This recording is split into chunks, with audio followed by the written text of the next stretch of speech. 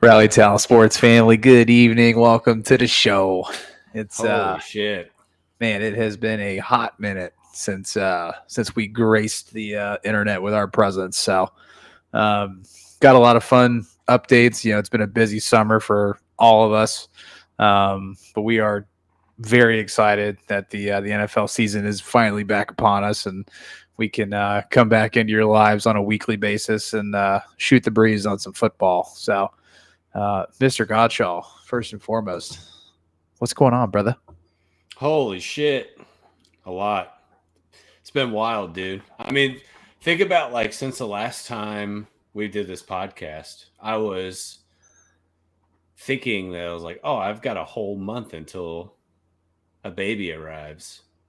Yeah. And then it was 2 weeks later. It was like, oh shit, baby's here now. Yeah, so I have a 5-month-old now, which is wild. God. It's first of all, it's wild that he's 5 months old already. I can't even fathom that. Yeah. But yeah, it's kind of wild. Oh yeah. No, I mean the time flies, and yeah, it's been quite a busy summer for me since we were last here. Yeah, new background. Why do you have a new background? Yeah, so I'll just hit all the highlights rapid fire. Yeah, I know it, buddy. Yeah, got a new job, moved, engaged, baby on the way. Yeah, that about sums my summer up. Yeah, I like that you asked me, and I'm like, fuck, I've done nothing to comparing to all the shit that you've done in the last few months. Switched jobs, moved. Got engaged. We got a baby boy on the way. We just found out yesterday, so or 2 days ago. But yeah, very, very, very exciting stuff. So hell yeah, yeah. We've got our first anatomy scan coming up on the 27th. So we are looking forward to that. It always takes me back to that scene from the 40-Year-Old Virgin where he's standing there at the screen and he goes, "Look at that! That's my baby's dick." Yep.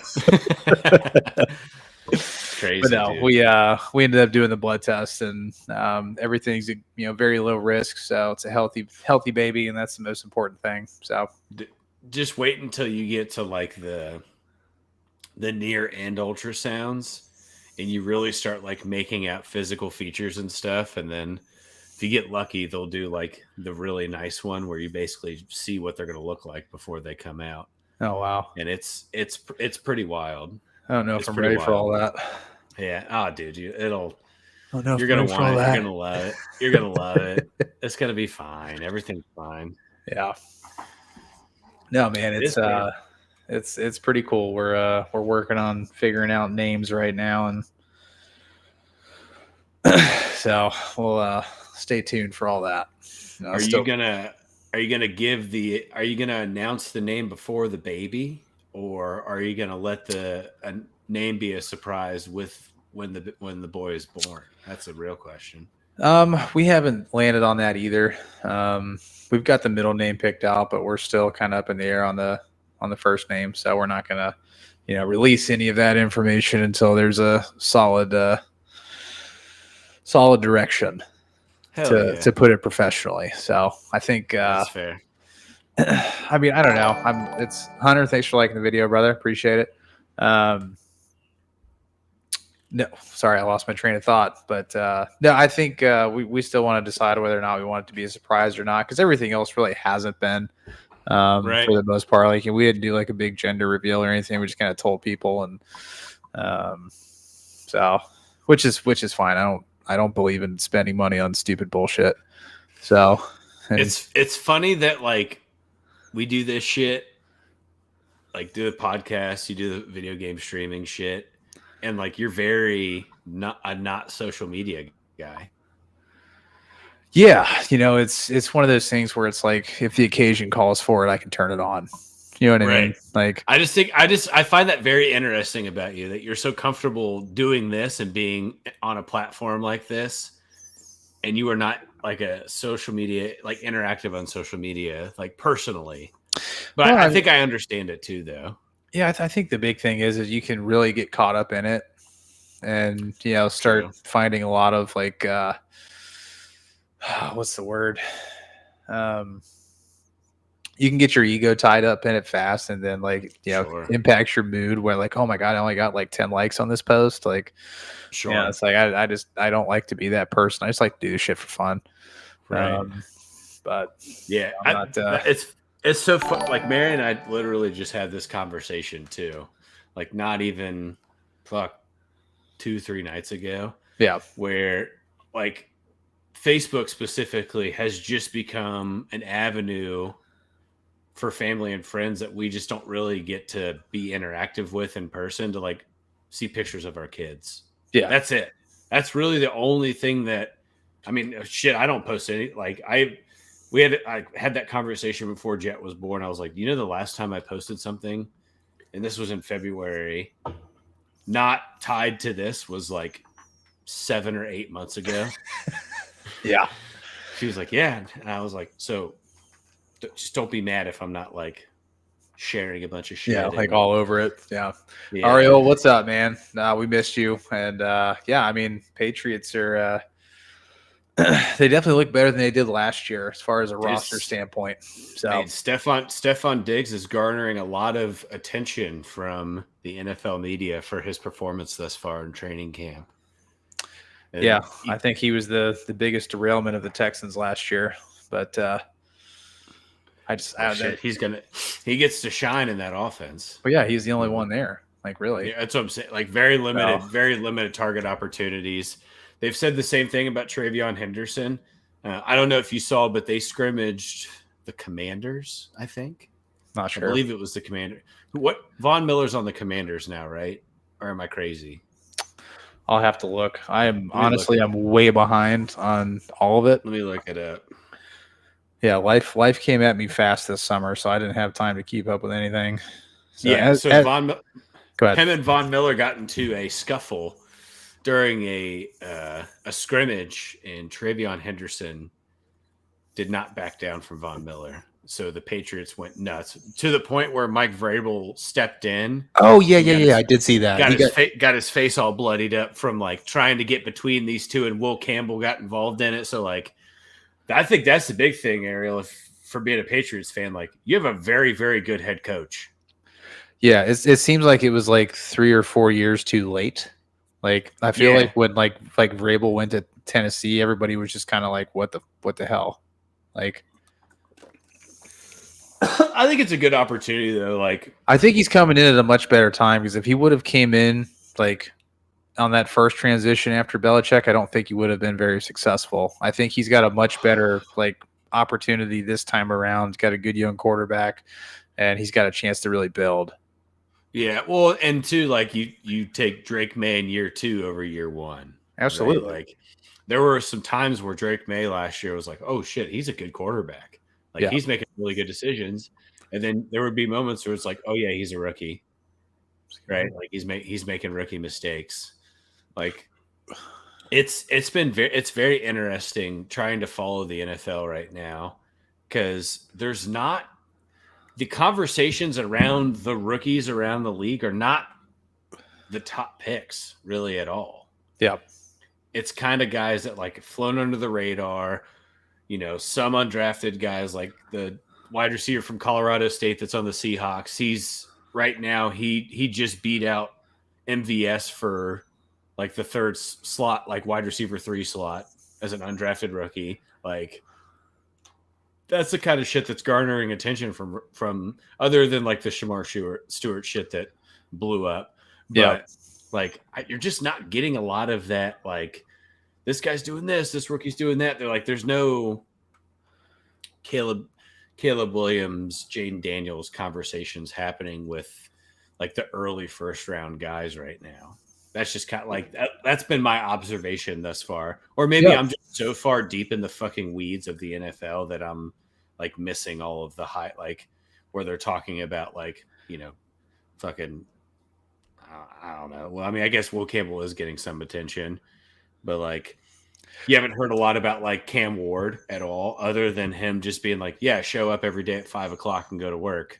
Yeah. I guess it's not real. Like, that's not real exciting. He's not, painting his fingernails and wearing pink suits. So maybe that's why. But No, I mean, honestly, that's the kind of press I prefer. It's like, yeah.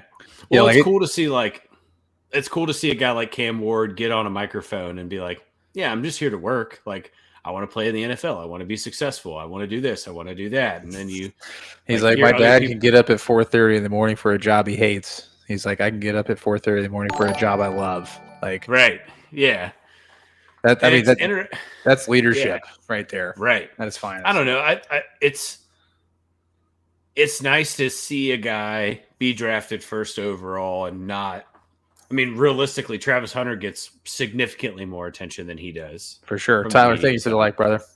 And that's all just based. I'm assuming that's all just based around like he's getting reps from both sides. Like he's wide receiver 1 in Jacksonville right now. Yeah, he's Over wide Brian receiver Thomas 1, Jr. and he's second on the depth chart and on Quarterback. defense. So Yeah, like that's I mean, pretty crazy. that's pretty stellar, to be honest. Yeah. I'm Well, you're interested to talking see how it pans out. Well, like Brian Thomas Jr. was if not damn near close, 1,000-yard receiver, and he's beat him out as the top target. So Yeah. that's a pretty big deal. Yeah. But yeah, it's just I don't know. Like the media attention from the NFL has been much more seems like veteran focused. I'm sure you're fucking tired of it already because everybody's just showing nothing but Aaron Rodgers making bad throws all the time right now. Well, I will say that I think it was Pat McAfee. They went to the training camp in Pittsburgh and spent a day there, and they interviewed DK Metcalf, and DK Metcalf's like, I went up against some great defenses. This is the best defense I've ever seen. Because I mean, he went up against like the Legion of Boom, like he was around for those guys, and that was an incredible defense. And for him to say that and not even flinch, I was like, okay, maybe Rodgers is struggling because he's going against an absolute just monster of a defense, which that would not be upsetting.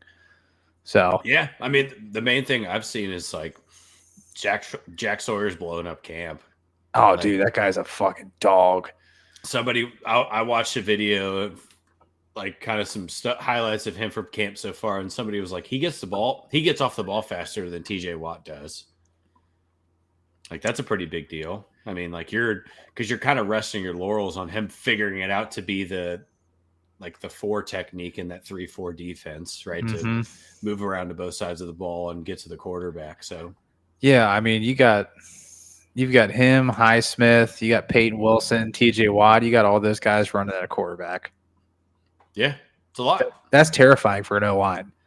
Yeah, that is a lot of speed. That's a lot of finesse. It's wild. So I mean, the Steelers definitely, if they can live up to the hype on the defensive side of the ball and they can actually move it on the offensive side, they have a really good chance to be number 1 defense in the league this year.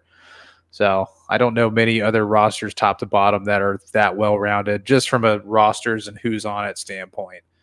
I'd say Baltimore's pretty close to there right now too. Yeah. I mean, the AFC North is just going to be a fucking bloodbath this year outside of Cleveland. So yeah. Yeah. I mean, fuck, I think once, kind of Cincinnati figures out the identity of their defense, I think things will. And they got Shamar figured out, right? He signed. Yeah, he signed. Trey Hendrickson is the only person that is not signed yet. But he's at camp. He is at camp. He's just not participating. Correct. He's working with like Shamar Stewart, Miles Murphy, Joseph Asai, like guys like that, trying to get them prepared. So, I mean, at least he's there. That's a good sign.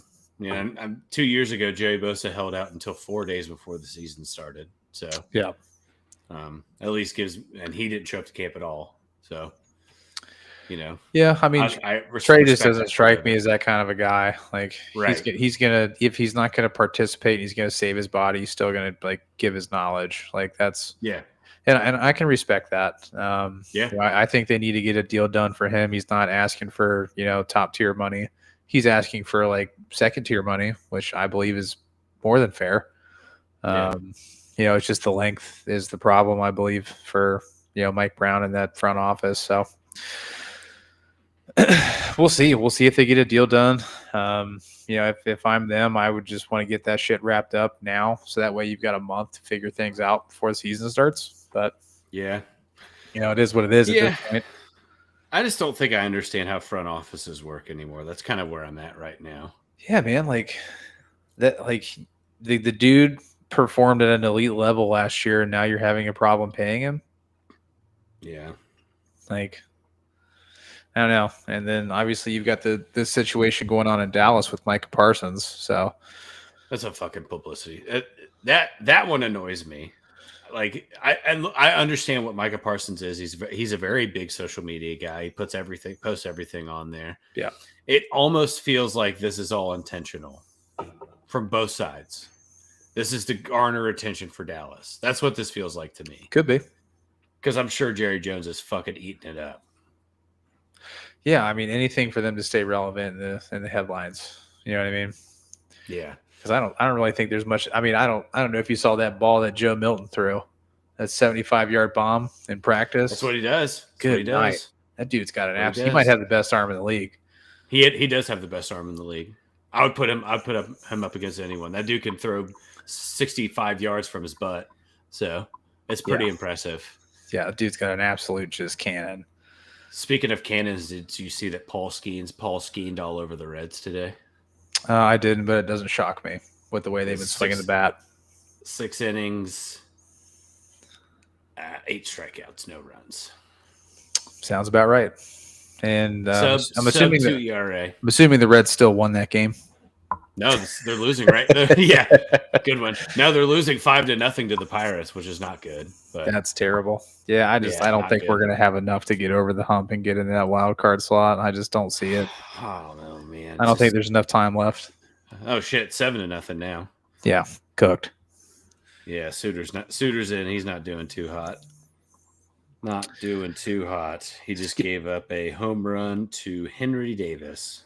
So. Yeah, Dad. Sorry, I missed your comment about Rogers and Will Howard. I'm very excited for Will Howard. I think after this year, I know he's hurt, but I think after this year with Rogers and moving on to Will Howard next year, I think the Steelers are going to be in a fantastic spot. So, without further ado, ladies and gentlemen, we're going to have Mr. Corey James joining us. There he is. What's going on, boys? What's up, dude? What's up, dude? How you doing? Welcome. Thank you. Welcome. Yeah, so we recapped everybody on a busy summer. You wanna give us the highlights? Yeah. In the James household? Yeah, absolutely. First of all, hello everybody. I hope everybody's winter was awesome. Ariel, good to see you back in the chat, man. What's up? Pops, good to see you too. Josh, good to see you. Thanks for coming by. Yeah, we kicked the summer off normal. Went to the Indy 500. Always a beautiful time. And did a family vacation to Jamaica. That was awesome. Ooh. Yeah, I took an infant to Jamaica and it didn't get sunburned. So that was fucking cool. That's a win. Congratulations. Yeah. Yeah. We crushed it. Yeah, that's that's almost impossible. Yeah, we're winning. We hi, you want to come say hi? We've got some cheerleaders now. Come on. Come say hello. Oh, hello. What's up? Is it time for me to take a shower? It is time for you to take a shower. Because Yep. my sister is still in the shower. She's still in there. Okay, why don't you get your clothes picked out for tomorrow? All right. And that's Miss Savannah, everybody.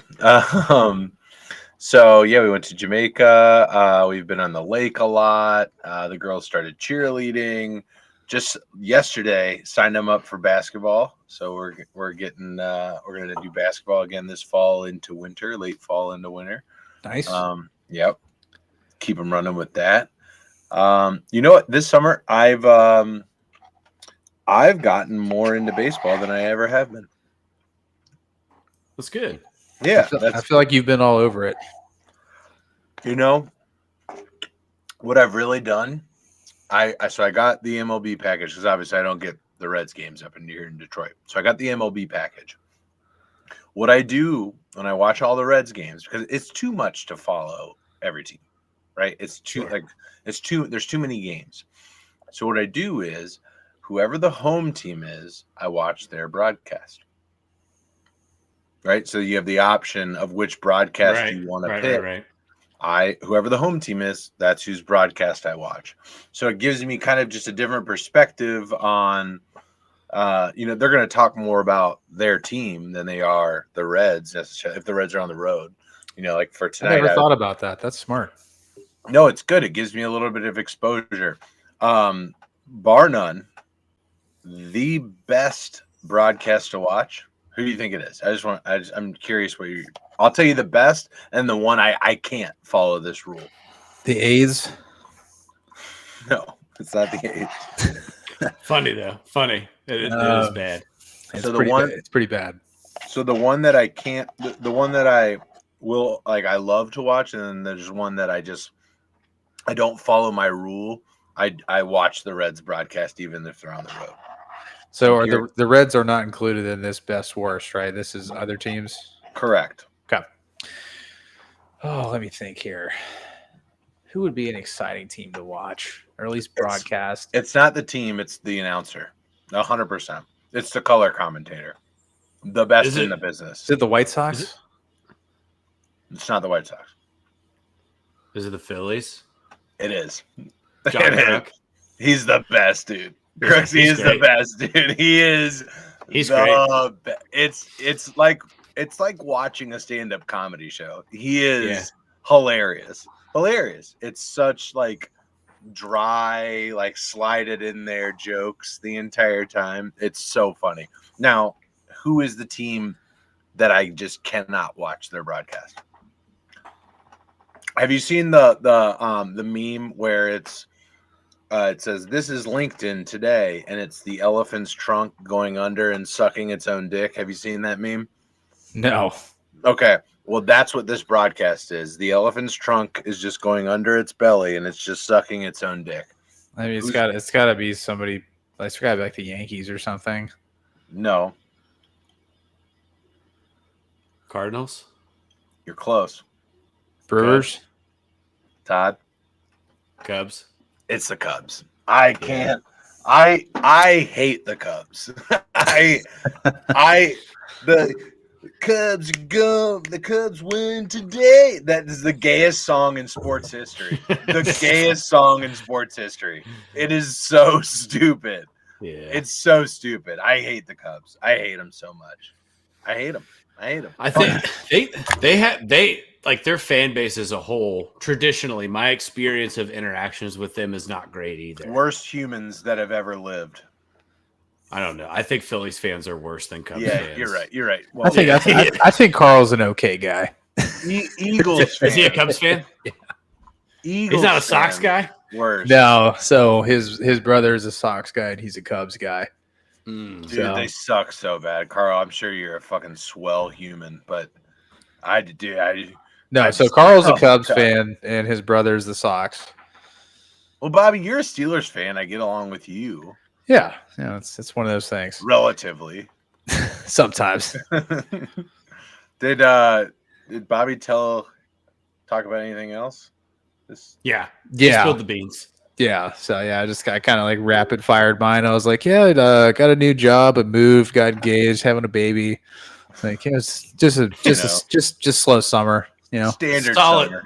That's a 30-second elevator pitch if I've ever heard one, buddy. Right. That was 5. Yeah, you crushed it.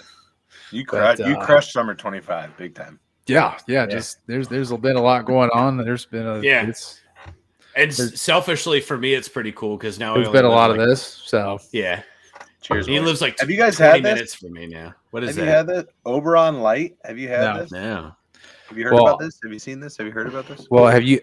Todd got me onto these. Have you ever heard of a PBR Light? PBR Light. Yeah.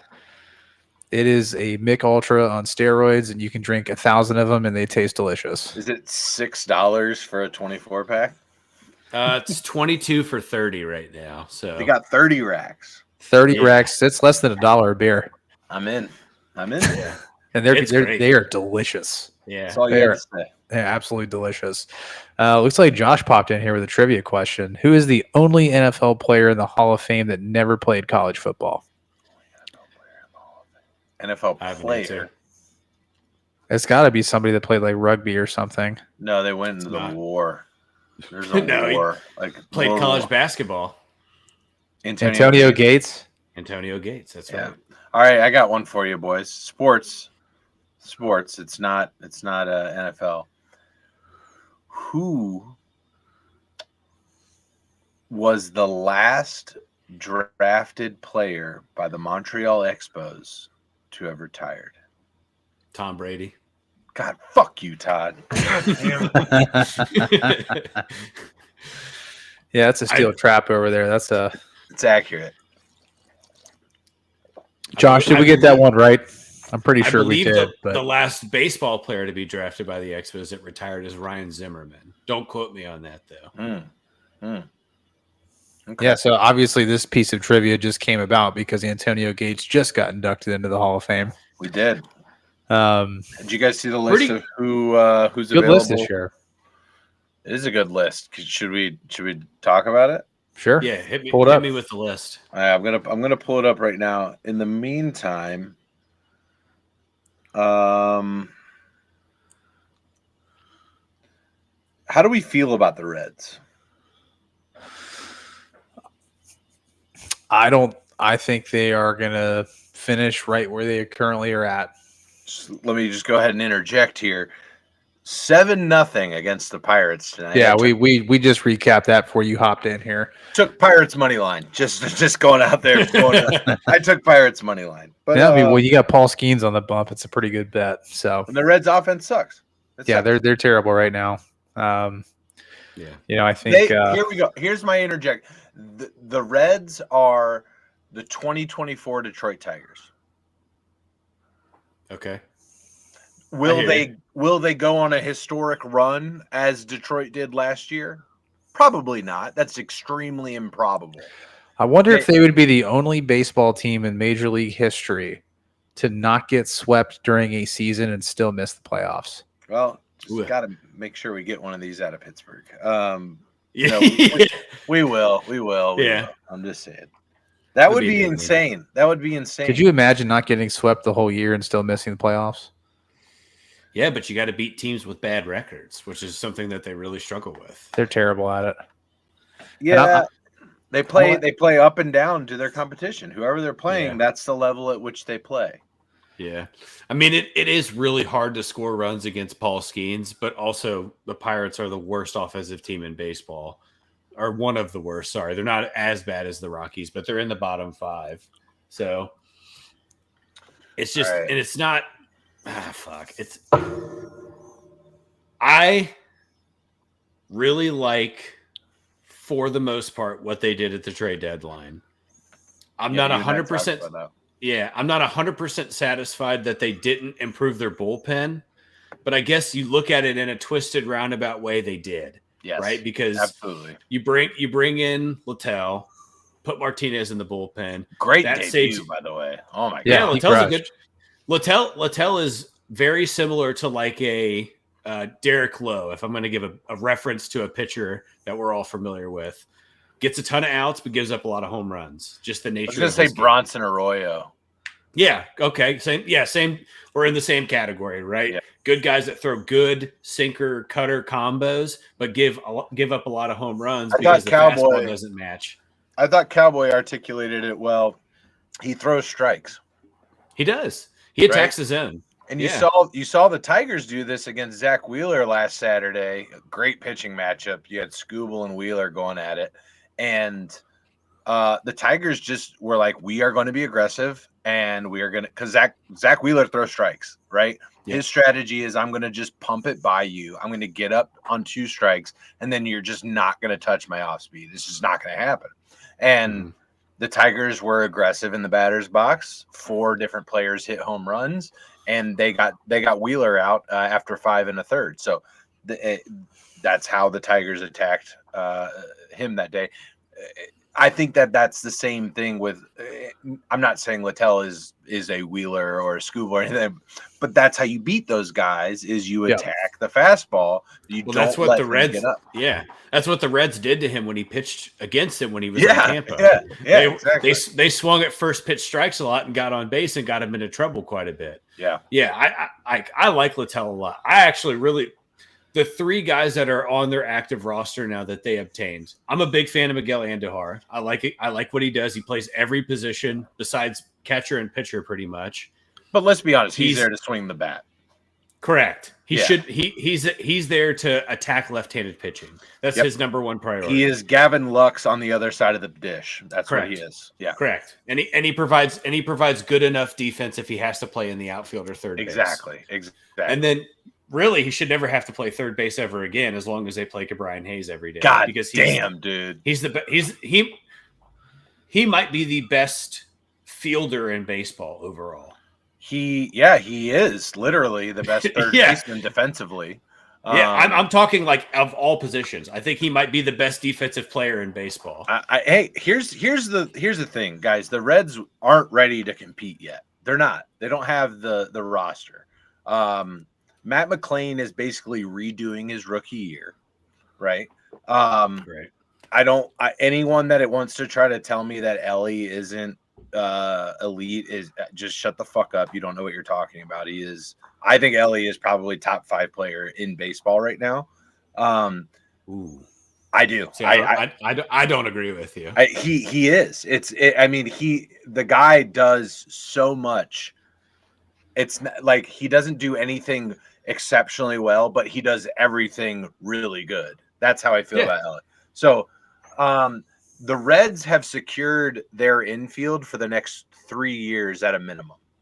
They have a solid defensive infield. Is Ellie going to make mistakes? Sure. I think I'm glitching here. Is Ellie going to make mistakes? Sure.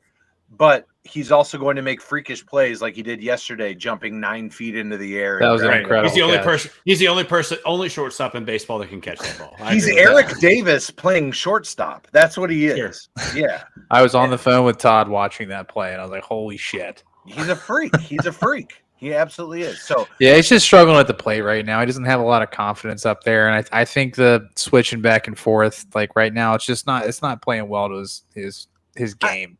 I hear you, but at the same time, he's hitting 280. Like he's not like it's not like he's hitting 230. You know what I mean? We're still putting Matt McClain out there every night, and he's fucking hitting my favorite player on the Reds. So hold on, don't jump down my 215. He's hitting well. Like Ellie is hitting well, and to say he's not clutch is he's hitting like I think he's hitting like 330 with runners in scoring position or something like that. Like he is a better I don't know. He's better at the Gavin Lux is an RBI machine.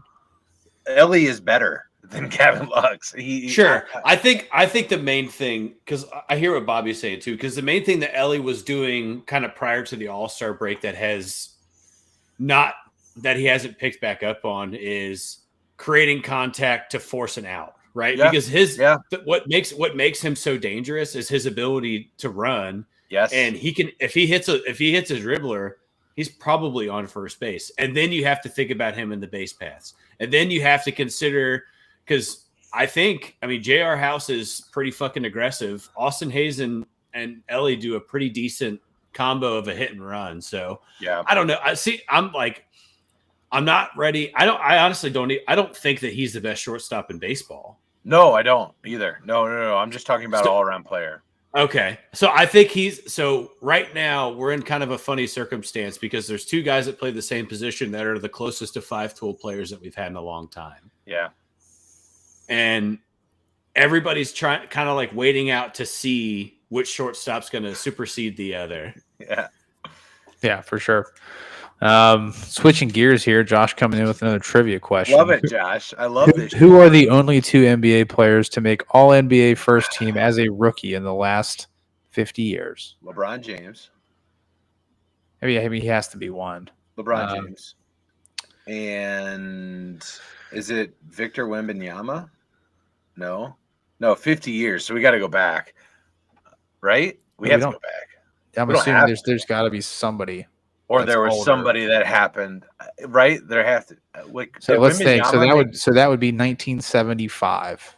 But did Wembanyama make all NBA I don't think first team? so. I don't think he did either. LeBron James did his rookie year though, right? Like he averaged. I like guess 20, not. Josh 27. said no and no. So Oh, okay. I thought he averaged like 25 a game his rookie year. Rookie.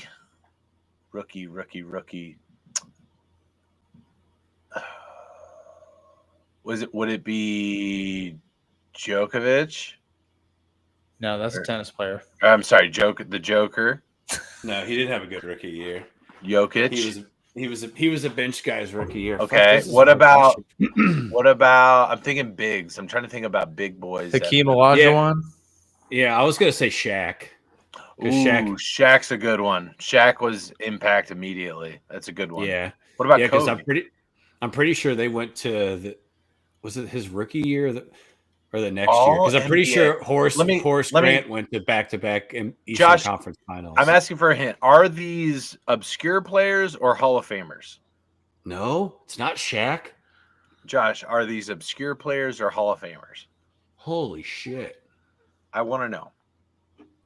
Because if they're obscure players, then You're fishing. you're licking the cheeks and not the hole. You know what I mean? Like just get in there. buddy. Yeah. We all want our ass eaten. That's true. It's a lot of no's, Josh. Hall of Famers or obscure players. Or maybe somewhere in between, I guess. That would be obscure then. I guess Yeah. people we would know. So far, Exactly. we've said what? LeBron, Kobe, Ooh, Shaq, ooh, Wembanyama, ooh. Jokic. What about Derrick Rose? Hall Hall of of Famers. Famers. Derrick Rose? Larry Bird. Derrick Rose isn't in the Hall of Fame. Yet. But he will be. He will be. I Derrick know. Rose will go in the Hall of Fame. Are you serious? Yeah, I guess the Naismith's a little bit easier to get into than the others. Derrick Rose will be in the Hall. Ben Wallace got in the fucking Hall of Fame. Derrick Right. Rose is going in the Hall of Fame. I hear you. Yeah, MVP of the Shit. league. You can't. Shit, they're just sitting next They to each other. are fucking Hall of Fame. fiddling. Okay, what about Tim Duncan? Ooh, that's a good one. Tim Duncan? All right, Josh. If Best power forward of all time. if Tim Duncan is in the okay, Larry Bird's one. All right, we got one. Larry and Tim? If it's Come not Tim Duncan, can we get an era in An which era. they played? Yes. That would Yeah, be can great. we get like a decade? Because Chat, otherwise, chime in. Chat, chime in. If you Yeah. feel like you know. Throw me a I'll- freaking bone here. All I asked for are freaking sharks with freaking laser beams on their freaking heads. Okay, What if it's just Bird and Magic Johnson? it could And be that's the Bird. answer. That would be. That would be stupid. That sounds like a trivia question they would ask, though. Yeah. Josh is just sitting at the bar right now doing Tim Duncan, nice. Let's go. Wow, Good that's job, boys. that is a collection right there. Hey, good on us. Pod validity. Yeah, yeah. We know ball. Really, we only threw out what 11 names and got it. That's pretty good. All right, so let me just put a bow tie on the Reds. Todd, you and I talked about that, and then we're going to get into the Hall of Fame. Todd, you and I had talked about this a little bit about the deadline and the infield. And the infield, shoring up the – first of all, are we all on the same page? Spencer Steer is the first baseman of the future for the Cincinnati Reds, yes? He's a Gold Glove first baseman. Yeah, he's excellent. Okay, cool. We're all on the same page. What this does, first of all, the Reds have multiple infield prospects at the top of their farm system. Okay? Christian Encarnacion Strand is as good as traded, in my opinion. If not, if you are not planning on moving him to catcher. Right. Right? That's the only outlet for CES going forward is to move to catcher. You're going to trade Tyler Stevenson. That's the only move forward, right? You're going to re-sign Trevino to a medium-term deal, keeping him as the number 2 catcher because he's got a decent bat. He's consistent. Well, they've already got him for 2 more years too. Okay, well then there you go. You've already got that. You're going to trade Tyler Stevenson this winter. You're going to and just get what you can off of him. You're going to move CES to catcher. That's the only outlet. Otherwise, he's gone. because he's not. There's no future for him as an everyday ball player, which is exactly what they drafted him to be. They also have Todd. Who's their the third base prospect that's coming up? He's in Double-A right now, I think.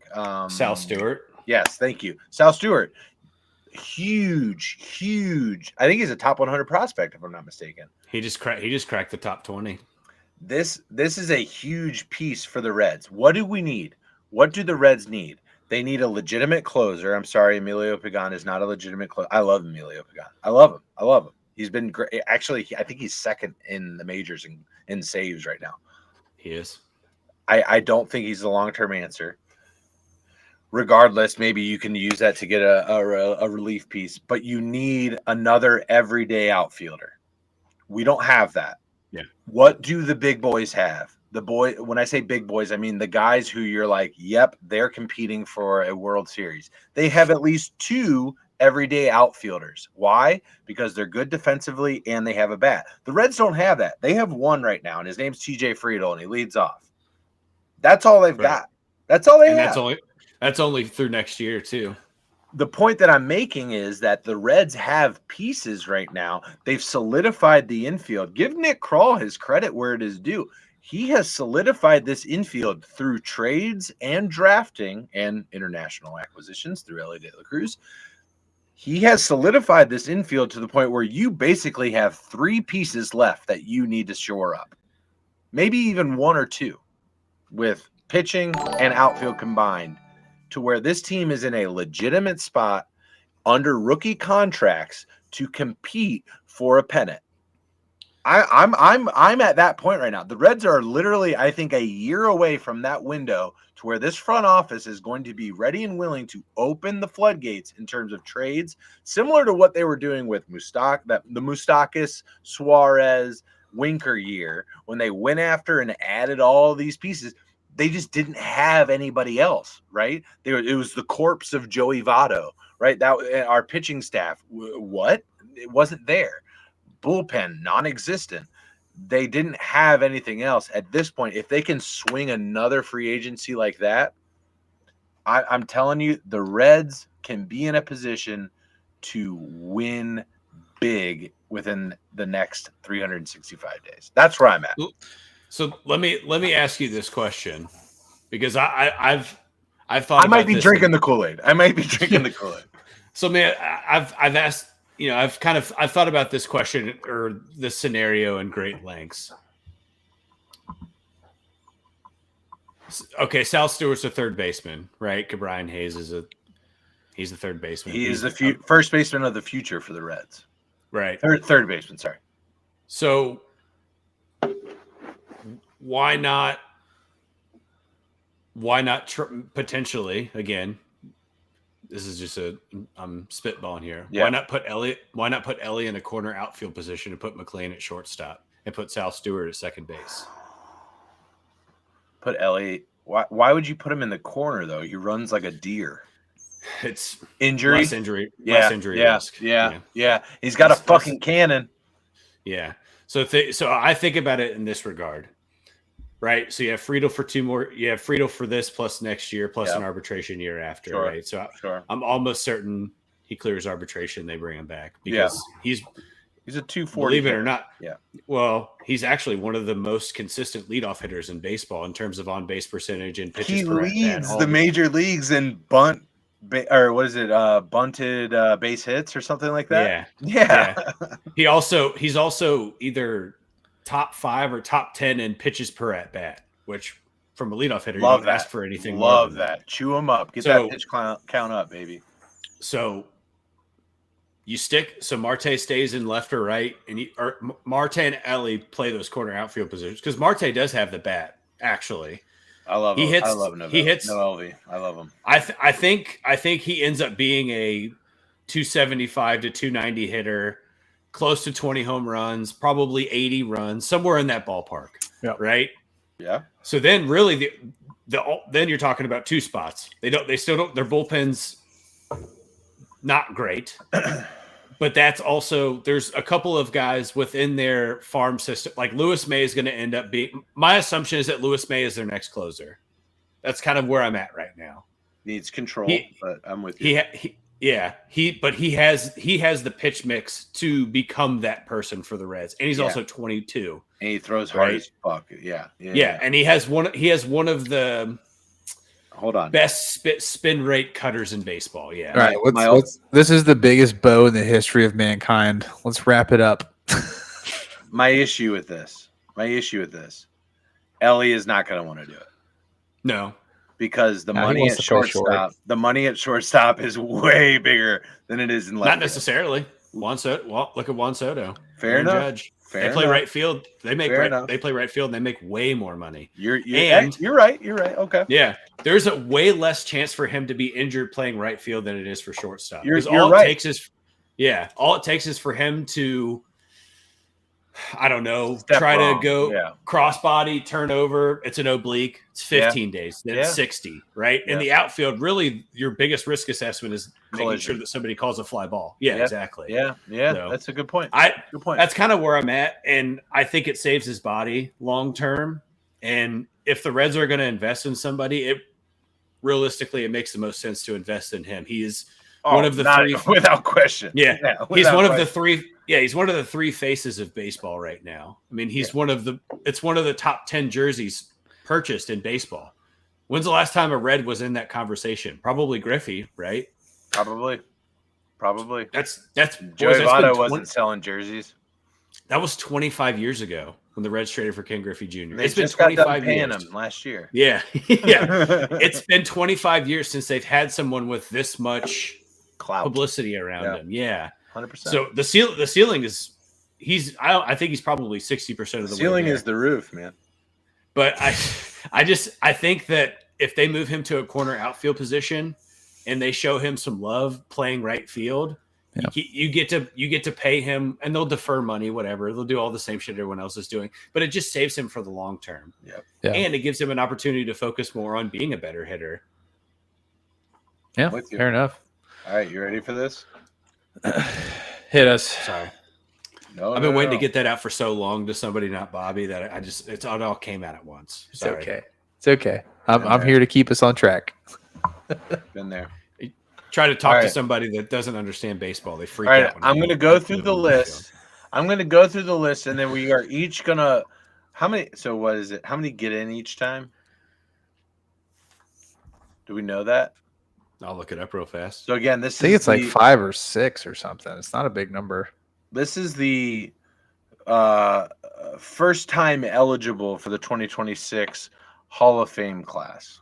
Okay, I'm going to go through the list. Then let's each just pick a guy. Okay. All right. So we have 4 and Larry. 8. Huh? It's between 4 and 8. Between 4 and 8. So let's just say each of us get to pick 2. Okay. Okay. All right. So Larry Fitzgerald, Drew Brees, Phillip Rivers, Jason Witten, Frank Gore, Julian Edelman, Marquise Pouncey, LaShawn McCoy, Thomas Davis, Greg Olson, Alex Smith, Des Bryant, Stephen Gostkowski, Geno Atkins, David DeCastro, Mike Pouncey, Sean Lee, Todd Gurley, Jarrell Casey. Okay, I think let's eliminate. How about we do this? Let's eliminate 3 for sure. Yeah, like no doubters. Let's get Right. those out of the way, right? Yeah, Fitzgerald, right? We're all in consensus. Larry he makes it. Fitzgerald is getting into the Hall of Fame. He's a first ballot Hall of Famer. There's no doubt. We're all Yeah, on the same correct. page. Yep. I think Yeah. On board. Drew Brees, all-time leader in passing yards. I think that one has to go. I think as well. that's a lock. That's a lock.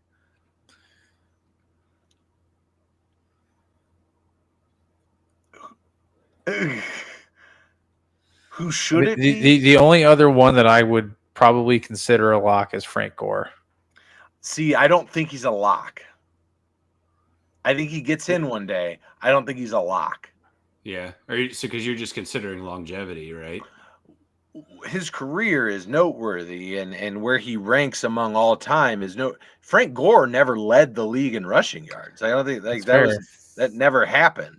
God, I can't believe Des Bryant's on this list. He's been out of the league that long already. That's Mhm. crazy, right? I don't think he gets in. Mm-mm. I don't think Alex Smith gets in. I don't think Greg Olson gets in. I don't think either tight end you listed gets in. Todd Gurley does not get in. Nope, short career. Julian Edelman better not fucking get in. Yeah, Todd Gurley was great, but like he just didn't play long enough. He won't get. Agreed. He won't be a Hall of Famer. I think ever. it's Jason Witten. You think? I think it's Jason Witten. Oh, Jason Witten or Phillip Rivers. Those are those are the two that I would say are like for sure. God, Phil. I think. I don't know, man. I don't think. Would you? I mean, Phillip Rivers never really did anything. You know what I mean? Like he had a great career. He was always solid, but he never made it to any really big games. Yeah, but that's not Like- Hall of Fame. That's not what the Hall of Fame. Dan Marino's in the Hall of Fame. He never won he went to one Super Bowl. Yeah, it's a good point. I don't know. I think Can we- I think somebody on this list who will get in, but it's probably not first ballot. It's Marquise Pouncey. I agree with Yeah. that, as well as Geno Atkins. I don't think he's Yeah. first ballot, but he's definitely a Hall of Famer. I think Yeah, Geno. I I think- think Geno gets in at some Yeah, point. I do too. I think that's fair. Geno and Pouncey were the two guys I was thinking like it'll happen. It's not going Yeah. to be right away, but Same it'll with happen. Frank Gore. I think Geno is a 9-time Pro Bowler. Did you know that? Yeah. Like, Yeah. Well, shit, Pouncey's probably pretty close to there too, isn't he? he's got to be. Yeah, because he I was. mean, Pouncey was a Pro Bowler every Do you- year that he played. You know who should get in but won't this first time? Gostkowski. He's one of the best kickers of all time. Isn't that crazy? He gets Yeah. so overshadowed by Vinatieri. Also won a lot of football games. Let's see. It would be a tragedy if Edelman does get in though. It would. Like- LaShawn McCoy should not get in. Nope. Shouldn't Oh, have. it's the same. He's kind of to me in a similar conversation to like a Todd Gurley. Yeah. Because LaShawn McCoy had what maybe Mark- 3 or 4 big years. Marquise Pouncey played in the league for 10 years. He made the Pro Bowl 9 years, and the only year he didn't, he played one game. So he made the Pro Bowl every year. Every year that he played, he was in the Pro Bowl. yeah, Yeah, Yeah. he should get in the Hall of Fame. yeah. He was a monster. He could very well be a first ballot, like Go for Gators. sure. Like I think he's got the potential to be a first ballot. I just don't think the writers are going to put him in. 'Cause Are the I- Pouncey twins of the like Tebow Percy Harvin era? Yes. Okay, I thought so. 2010? I don't think he was on that Super Bowl roster because they won in 2009. He was Yeah. no, he was So on he came a Gators. year after Yeah. they won the Super Bowl. Okay. Oh yeah, wow. He was he finished in his rookie year. He was Pro Bowl. He was an All Pro, and he was the third in voting for Offensive Rookie of the Year as a center. Yeah, So he was that's nuts. unbelievable. Like that, guys like him and Zach Martin, you don't realize like how impactful they were to a roster until like it really like till they're gone. Like I mean, don't you look at know. you look at a guy like Jason Kelsey and take him for granted. You know what I mean? The Like, less you hear their name, the better. Yeah, as an offensive lineman. it's like you only Especially know as who an they interior are offensive if they're lineman. like on your team. Like that's like you don't know like anybody else who's like just a casual fan. You say, "Hey, Marquise Pouncey, what are your thoughts?" They're like, "Who's that?" Exactly. Like, that's good. I don't want you to know who that is.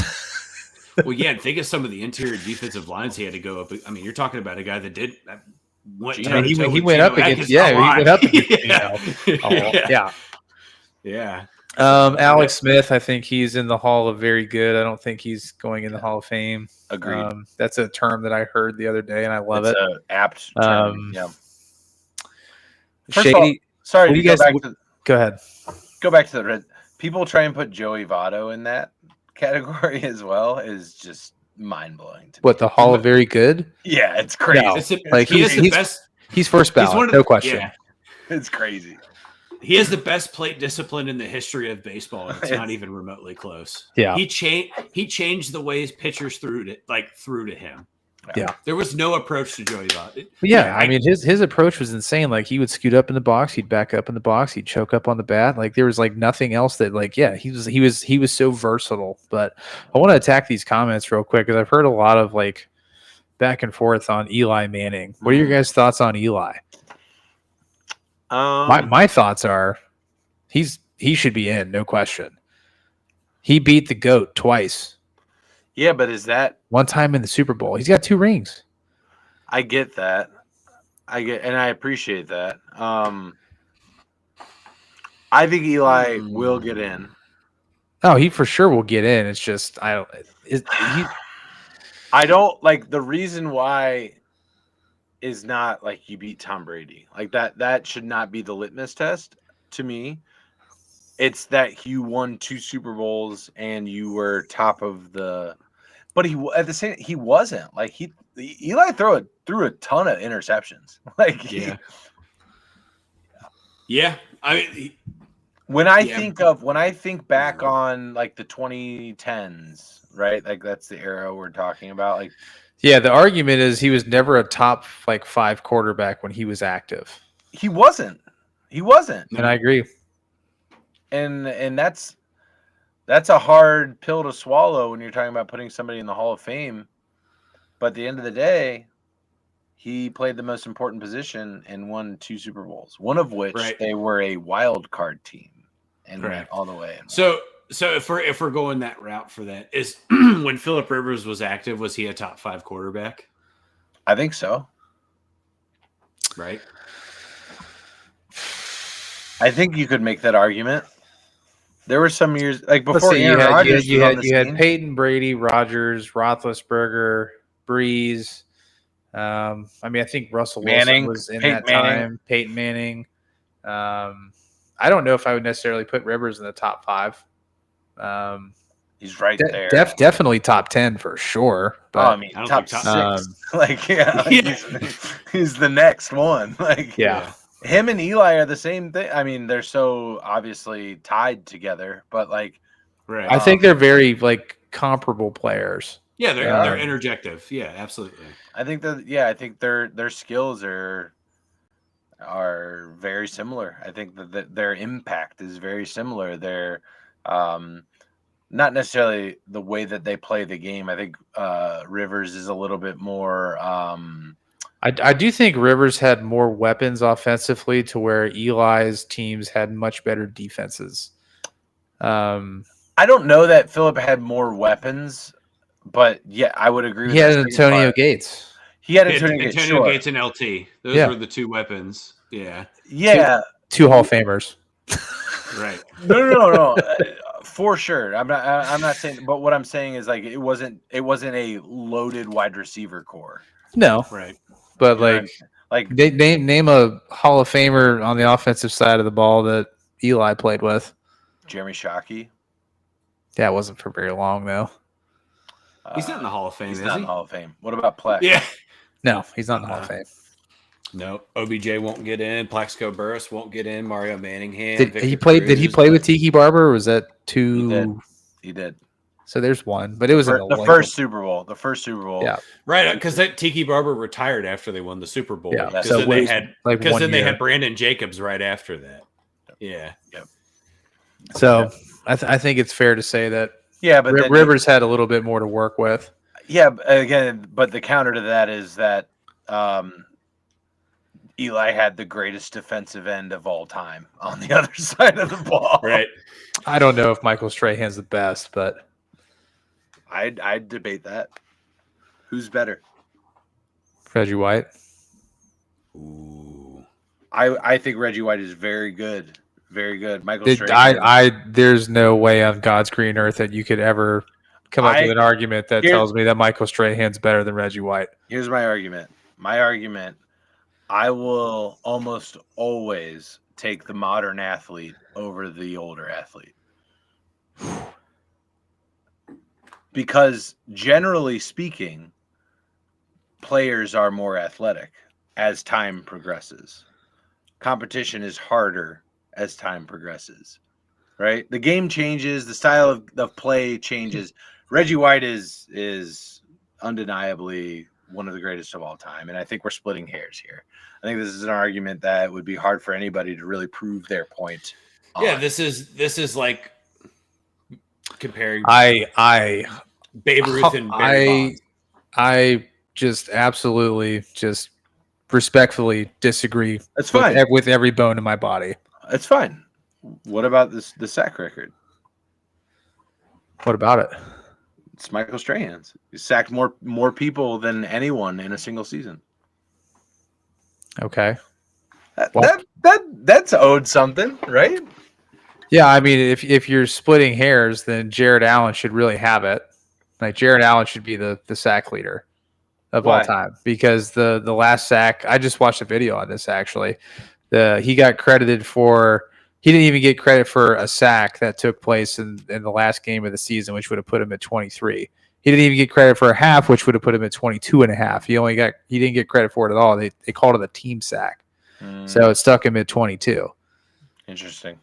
So Well, Michael Strahan, the sack record is for question anyway because of Brett Favre.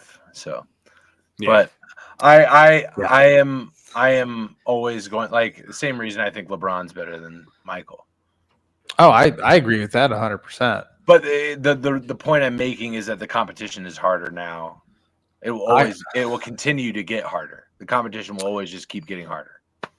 Well, That's why if you go back and watch, it's why Tom Brady's better than Joe Montana. It has nothing to do with the amount of championships he won. Is that Tom Brady went against freak fucking athletes that train their entire fucking lives. That's my point. It's just the more sport progresses through time, the more the athlete is refined to their sport and more specialized in their skills. And I don't know, it's man. an impossible argument. I think Reggie is one of the perspective of I think sport. Reggie's one of the few guys, and there's a few guys across all sports, that can play in any decade and still produce. And you go back and you watch the film and you watch him moving guys like Larry Allen and things like that. It's like, for sure, like he threw somebody into a quarterback and he then did it every week. Yeah, he did it on a every weekly week. basis. Yeah, He was James Harrison but bigger, like, and way more athletic. Okay. Yeah, I mean, yeah, somebody could come in and be like, "Yeah, Bruce Smith is a better edge rusher than both of them," right? And then they could have their argument of the same. Sure, it's all relative of how you watch and you ingest the sport, right? Like, no, I'm not taking anything away from Michael Strahan. I mean, he was able to get in gaps better than his toothbrush was between his teeth. So, and that's saying something. Yeah. But Josh said they protect QB in Brady's era, Montana's era. They could crush the quarterback. That's fair. Yeah, I mean, you could almost argue that it was, I guess, easier to play back then because there weren't as many rules, and it's a lot harder. This is me contradicting my own point here. It's a lot harder to play defense in today's era and be successful at it because of the way that they protect people. Fair. So, having success in today's game, again, just to play devil's advocate on my own point, I think Michael kind of was just before that, before it really got. Oh yeah, for sure. Like I think he was at the tail end of like the roughing the passer era. Agreed. Yeah, like the body weight tackles and all that. Mm-hmm. Yeah. He was at the final, like at the very beginning of like, ooh, he hit him kind of hard, throw the flag. Yeah, exactly. Yeah. I agree with that. Yeah. Yeah, I was watching something. I think it was either Ben or Ryan Clark asking Mike Tomlin which defense. It was Ben asking Mike Tomlin which defense was better, the 08 team or the 10 team. I'm sure you guys have seen this clip, and if you haven't, it's pretty straightforward. He's like, Mike Tomlin was like, that 10 team was the reason for the player safety initiative. Yeah. Like, he's like, he basically admitted that they just fuck people up every week. And yeah, but you're against that, Bob. I'm against what? People hurting each other on the being violent on the football field. We shouldn't do that. I'm not against that. Of course you are. I've been a huge proponent of. Oh, I thought we were. Wasn't this the Michael Pittman Jr. Conversation? He was on the other side of. Oh, you're with me. Okay, cool. Yeah, good. Yeah. Yeah. No, I'm all about it, dude. This football, man. Yeah, like, I'm with you, dude. You know exactly what you sign up for when you step on the field. Thank you. 100%. 100%. I don't give a And fuck. You should yeah. be able to. You should be able to destroy each other. It's a violent game. If you don't Yeah. like it, don't watch. That's why they make hundreds of millions of dollars. Exactly. So Exactly. like what you signed up for when you're playing with grown ass men. Like it's gonna hurt. Now, should you anything I'm not- beyond the whistle or outside of the lines? I'm not for that bullshit. I'm No, not but for that if you're gonna run over the middle, like you used to have to pay a price for that. Yep. And it changed the game. Like because like you even have interviews with Brady in the beginning part of his career. He's like, yeah, I knew I couldn't throw it there because I was gonna lose that guy for the rest of the game. Yep. And like that is a mental part of the game where you're like, man, like you've got to change your whole game plan sometimes. Like, Yeah. it's just one of those things, and they take that away and they make defense so much harder to play. And I think that is a travesty. And I think it actually leads to more injuries because people are having to like second guess and like pull off. And there's so much more controversy around it as opposed to just like going after it. But because if people knew it was coming, they wouldn't get hurt as much. That's all I'm saying. Because they wouldn't take that risk. I mean, people are still going to get hurt. I think they're still taking the risk. I think they're still fucking. I don't know. It's hard to go back, though. You know what I mean? It's hard to. Oh, you can't. You can't go backwards from where they're at now. I mean, it is what it is. They just have to deal with it. But yeah, I mean, there's still big hits. There's still legal big hits. Like that still happens. Like yeah, there's just not as often. Well, it's not like there's not as many blindside hits. You know what I'm Yeah. saying? Like, and that those are really fun to watch. Like, it's why is the blindside block illegal? Why is that illegal? I don't know. I mean, it's definitely like when you catching somebody off guard and you're lighting them up like that. It's gnarly to watch. Yeah, it's fucked up, right? Wasn't there a college football player that got paralyzed from it? Is that what it was? Wasn't it a guy like from Louisville? Rutgers or something? Rutgers. Yeah. I think it was Rutgers. The guy he got blindside block and it paralyzed him from the shoulders down. Yeah. I think that's where that stems from. Yeah. Also, for what it's worth, I remember like that hit. That dude was it was on a You guys kick return. I think we were in 5th grade. We were playing Monroe at home. And if you remember the Monroe games, those were ugly. Yeah, we used to win by like 50. Yeah, it was like 55-0. It was like running clock in the second half. Bullshit. Yeah. I think it was like a punt or something that week. We were punting or they were punt return or something like that. I think I just hit this kid so fucking hard. He just wasn't even looking, but I just hit him so far. And fucking ambulance comes out. The whole fucking nine, dude. Like I remember that. Holy Yeah. shit. I remember that. Yeah. Yeah. That's It was- crazy. Yeah. Yeah, that I don't know. I was at this, like that sucked, but at the same time, it's not like it was like a grown me doing it to a 5th grade boy. You know what I mean? We were the same age. I just pictured that. Yeah, it was just Corey at Thanksgiving, just like, come here, you little bitch. I was also 11 years old, Right. I do remember that. hitting another 11-year-old. But like, we were playing football. It's not like I just violently like I was. Hey, that's what they taught you. Hit the guy in front of you. Run in a straight line. If anybody crosses your helmet, hit them. Light them up. That's what they said. So that's what we did.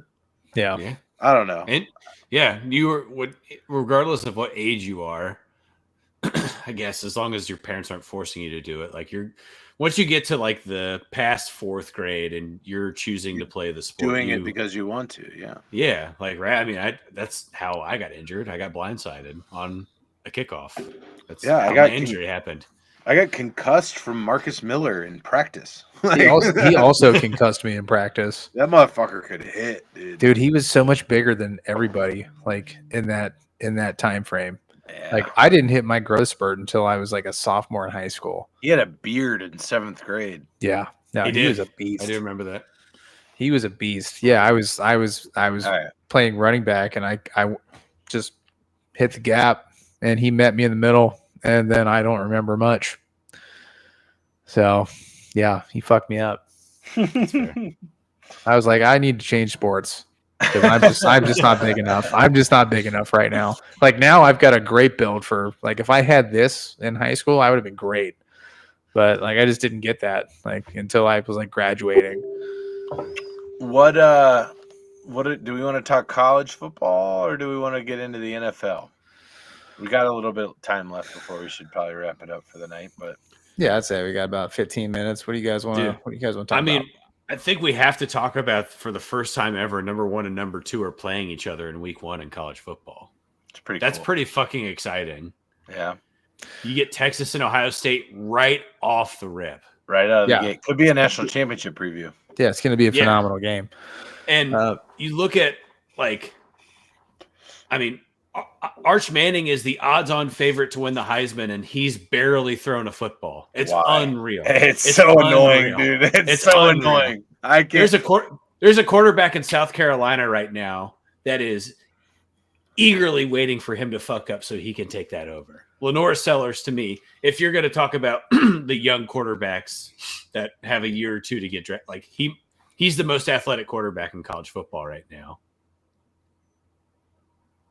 Have you watched him? Yeah, there's a guy in Gainesville that has something to say about that. Sure. That's why I said it.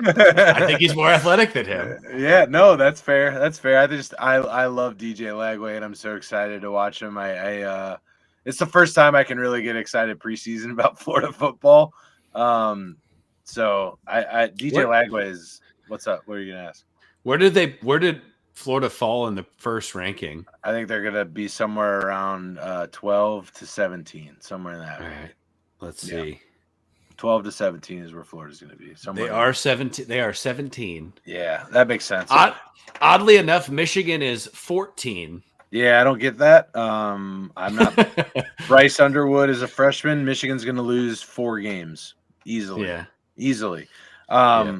There's a lot of teams. There's a lot of teams that are in the preseason top 25 that won't be there at the end of the season. On average, I think 12 Yeah. don't make it at the end of the season. I think Michigan might be one of them. A&M, Ole Miss. These are teams that are in the preseason rankings. Ole Miss just churned out like fucking 7 NFL players. It's hard. They did. It's hard to come back. This quarterback that Ole Miss has though, I get it. dude, he slings it like the hefty lefty, and he runs like Jalen Hurts. It's pretty wild. Like he's pretty again. RIP. Hasn't taken a snap. I understand, or taken very limited snaps. Yeah, that's but- the thing. Like it's the same thing. Like Julian Sands barely played, and he's fucking Ohio State's number 2. What about Musburger? Nussmeier. Nussmeier. Jesus Christ. I was going to say Brent Musburger has a son. Yeah, Nussmeier. You know Nussmeier's it. a stud.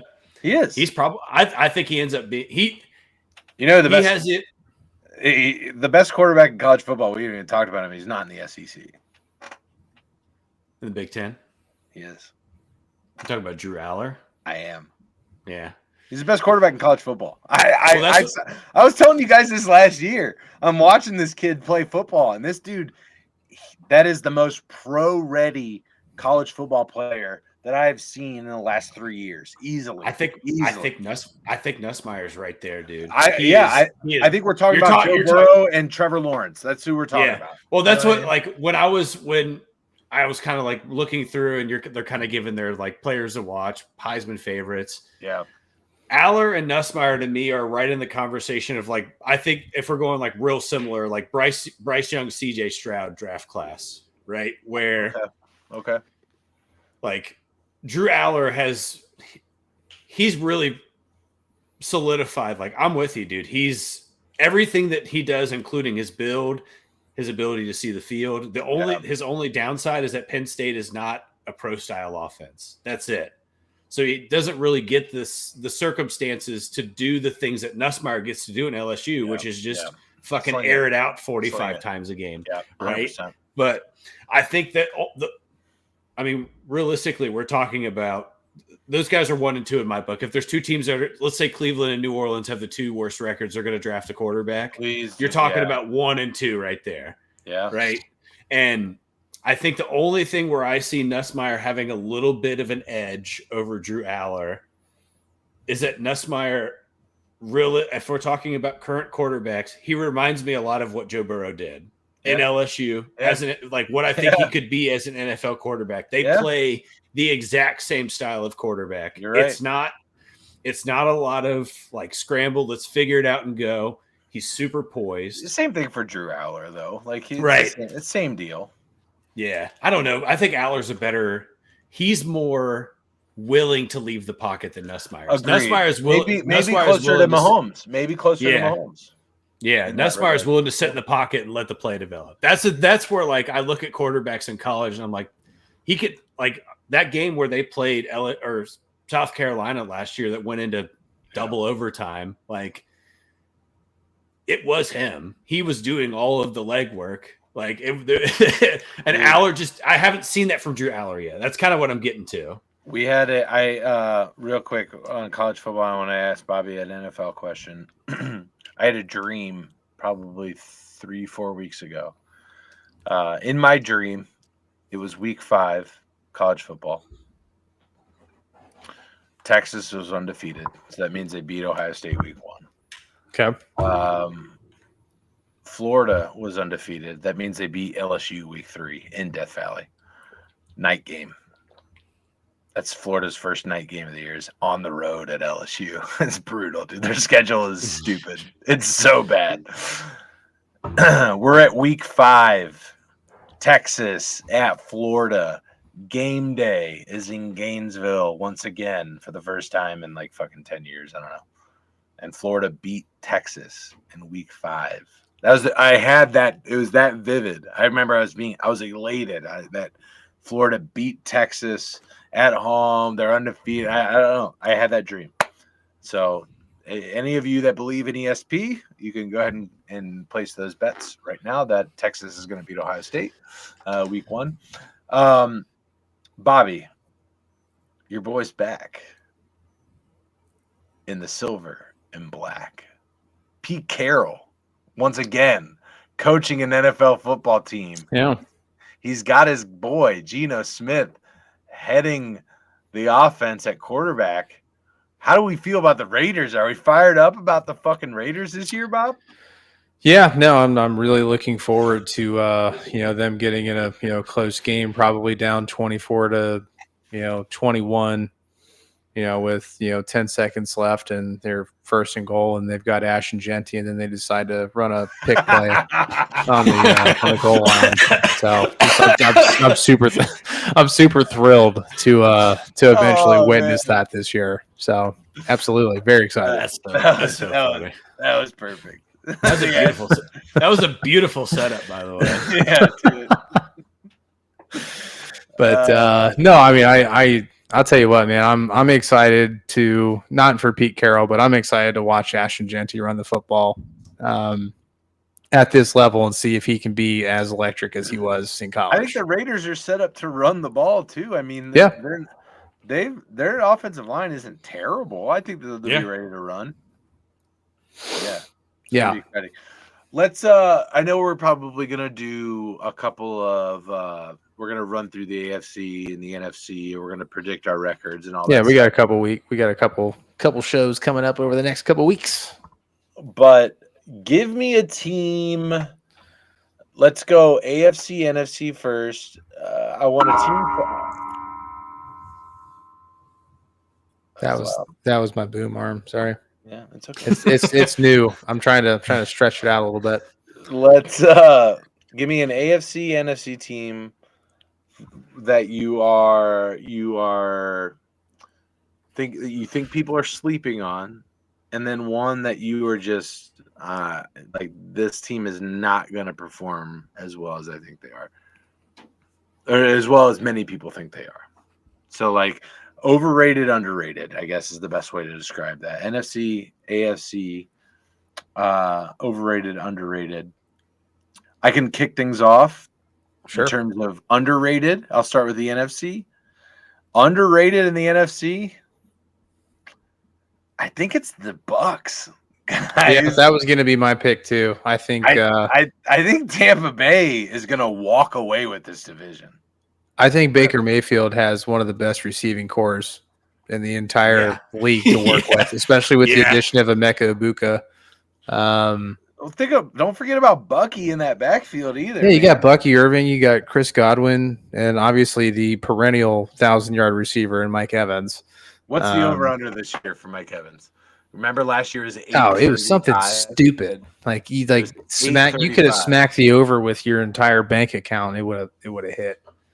I don't have the lines pulled up. Let me see if I can just pull it up here.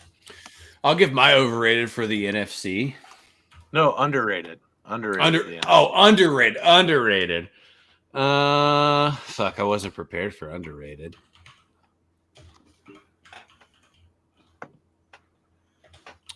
Chad, if you can look gonna up throw- the over under. Go ahead. I'm gonna throw a little wild card in here because I'm feeling a little saucy. The Arizona Cardinals. Underrated. Underrated. Underrated. Backfield's tough. Gannon in his second year. Okay. Connor, I a think- healthy James Connor. Trey McBride, top 5 wide receiver in the NFL now. Marvin Harrison Jr. looks like a freak athlete now. Like I has don't completely think they changed have the it build of out his yet. body. They don't have I it think out that yet.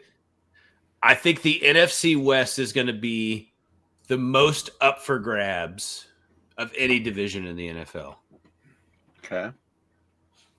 And I think Arizona could somehow sneak it. Let me see if they got it on. I like that. Bobby, you have an NFC underrated team. We've got the Bucks. We've got the Cardinals. I mean the Bucks were definitely my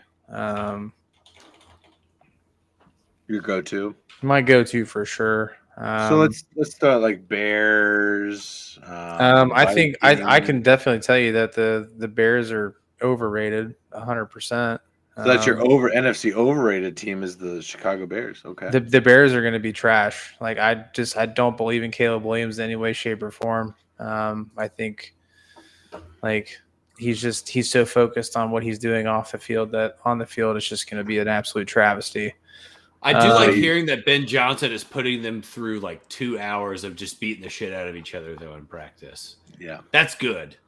That it just shows what Dan Campbell did in Detroit is rubbing off in the NFL. And we're talking underrated, right? Yeah. Underrated teams in the NFC. I don't know if it would be really considered underrated, but just looking at the spread here, I also overrated. You could probably say the 49ers. I don't know if they're gonna. I just don't know if they can. I think they're at the end of their road with the core that they've got. But I hope you're right, but I would- Vegas disagrees with you. yeah, I don't know. I'd probably put the Vikings as underrated because you got JJ McCarthy coming in there. Young quarterback. First full season. Obviously, he was injured last year. I don't think teams are very confident in what he's going to be able to do. And He's going to be turnover central. I think so too, man. I think he's I gonna know. throw a lot of picks. I see Sam Darnold is what I see. yeah, I don't know, man. There's not really a lot of other good options. I guess if you want to go underrated, you could probably say the Carolina Panthers too. That's what I was Um, gonna say, Bobby. Yes, dude. We're simpatico Um, tonight, dude. Love that. Yeah. Bryce Young, you could tell at the end of last year after he got benched and Yes. then came Super off the confident. bench and his whole demeanor changed. You got Hunter Renfro, the encyclopedia salesman out there just cooking people up. He's healthy. I don't think Hunter Renfro in his entire career has ever gotten enough credit for how just crisp his routes are. Beautiful dude point, is- One of the best route runners of this He generation. could of be wide the best receivers. route runner in the league. No question. Chat. Go to Josh's comment real quick. Yeah. Rams are underrated. Aaron Donald said he would come out of retirement if they trade for Micah Parsons. Yeah, I did see that. I don't really see that happening. Micah Parsons isn't going anywhere. He's No. going to be a Dallas Cowboy. Terry McLaurin isn't going anywhere. He's going to be a Washington Commander. This is all noise. Yeah. That's all it is. That's all it is. So, That's what I think. Before you got on, Corey, I said this is exactly what Jerry Jones wants. oh, he has soft cummed like 9 times. Yeah, he's getting exactly what he wants right now. Yeah, absolutely he is. He absolutely is. This is just noise. And any press is good press, as Jerry Jones said himself. So this is just a charade, in my opinion. But I don't think the Rams are under. I think the Rams are appropriately rated as a Super Bowl contender. I think everybody, as long as if Matt Stafford can play, and that's a big if right now. 'Cause he's back. Okay, so Mike Evans' line on FanDuel for regular season receiving yards is 950.5 this year. You got to take the over. Whoa, You got to take the over. So Yeah, He's gonna do it. It's a much better line this year because last year was like 880, in the 880s or something. It's fucking stupid. 873, I think is Yeah. what it was. Yeah. Somewhere close to that, and it 883, was just disrespectful, like to his entire career. So I think you got to take the over until he says otherwise, right? Mhm. I'm not yeah, saying you're put the at mortgage least you're on at it. least you're at least throwing $20 on that and Couple units riding it. Yeah. Yeah. But no, I don't think there's any way Aaron Donald comes out of retirement. I think he's happy. He's got a ring. He's got his body. He's still. He's insane. He's All a right. freak. NFC overrated. Washington Commanders. Ooh, saucy take, Really? Todd. I'm not with you, but I'm excited to hear why. I just think you're good. Jaden Daniels is a very good quarterback. I'm not discrediting him with what I'm about to say. There's going to be a step back this year. Teams are going to plan for him better than they have been. And also, there's one of the biggest issues that I feel like gets glazed over. Terry McLaurin is just going to sit. No, he's not. He's going to sit. That's what he said. He's going to sit. I promise you. I will. Buy He you will 6 sit unless the deal's done. Every- you can't bring in somebody who had a much worse year and pay them a hell of a lot more. Every year or every game that Terry McLaurin sits, I will buy Todd a 6-pack of beer. Okay. He won't do it. Exact same thing that Trey Hendrickson said. Trey Hendrickson is not going to miss a game. It's not going to happen. It's not going to happen. He likes money too much. That's fair. I don't know, dude. I just the Commanders to me are like what the Texans were a couple years ago, right? Rookie quarterback, big year, booming offense. Things were good. Commanders Here's the main difference. The main difference. I agree with you. And I see the correlation. The main difference, you're not seeing Jaden Daniels running all about on every fucking podcast this offseason That's like fair. he did with CJ Stroud. CJ Stroud is I think CJ Stroud is going to be better this year than he was last year. Why? The bar was so fucking low last year. That was probably the worst pass protection that I've ever seen since Cincinnati Bengals. Like CJ Stroud will be better. I don't know if we're going to put CJ Stroud anywhere near that upper echelon of quarterback. I don't think that I still have probably 5 other quarterbacks outside of the top 4. When I say top 4, Mahomes, Allen, Lamar, Burrow, that's the top 4. There's no debating that. I think CJ Stroud has a chance to push up to the next 4. I don't know that he'll break that, but I think he'll be better. Overrated NFC. So we got Commanders, Bobby. I'm just looking across the board here. I know I said the Bears already, I think, for my overrated, but I don't know, man. I don't know if I can say the Eagles. I kind of want to say the Eagles, just coming off a Super Bowl. Teams don't usually rebound very well, but they just have so much talent. They were just there 2 years ago. I know. I mean, They're loaded. They're loaded. They're absolutely loaded. I don't know, man. I don't know if there's that much overrated happening. Say it. There's one team. The Niners. Okay. That's not the one I'm thinking of. There's one team, gentlemen. There's one team that has lost the most this offseason. and I'm not talking about players. I mean, are you talking about the Cowboys? I mean, I they- think he's talking about the Lions. It's the Detroit Lions. Guys, they lost their offensive coordinator and defensive coordinator. This team could win 10 games next year. The Lions could be a wild card team next year. That Yeah. could happen, realistically. Now, again, I'm not. Look at their schedule. Look at the Lions' schedule. Not right now. Don't do it right now, or do it right now. It could be good content. It is insane. Like week 3 through 9 is wild. First, Josh coming into the chat. Eagles looking great right now against the Bengals. You mean the guys that are going to be selling insurance in 4 weeks? Are those guys looking good? It's preseason. all right. So the Lions, I think they open against Green Bay. Packers, Bears, Ravens, Browns. Those are the first 4 games. First of all, 2 division games to start the season is wild. It's wild. That's wild. Packers, Bears, Ravens, Browns. So 2 division I games. see at least 2 wins there, between the Bears and the Browns. All right, now jump in. Um, Here we go. So their Bengals. next slate, they've got the this is Yeah. brutal. That's what I'm saying. They've got the, No, tell where the games are too. so in Cincinnati, in Kansas City, at home against Tampa Bay, at home against Minnesota, Ooh, and then on the road in DC, on the Fuck. road in Philly, God damn. and then they get a break in week 10, I think, against the Giants at home. Dude, that 5-week stretch is fucking brutal. crazy. Bengals, Chiefs, Bucks, Vikings, Commanders, Eagles. They could lose every game. That's 6 weeks. 1, 2, 3, 4. That's Yeah. 6 games. Yeah. 1, They 2, could lose 3. every game and play great football. Yeah. So week 11 they get a break. They play the Giants. That's But what yeah, I'm that- saying. The 8 of their first 10 games are Brutal. going to be absolute. Like you're going to stay away from picking those games. Like Brutal.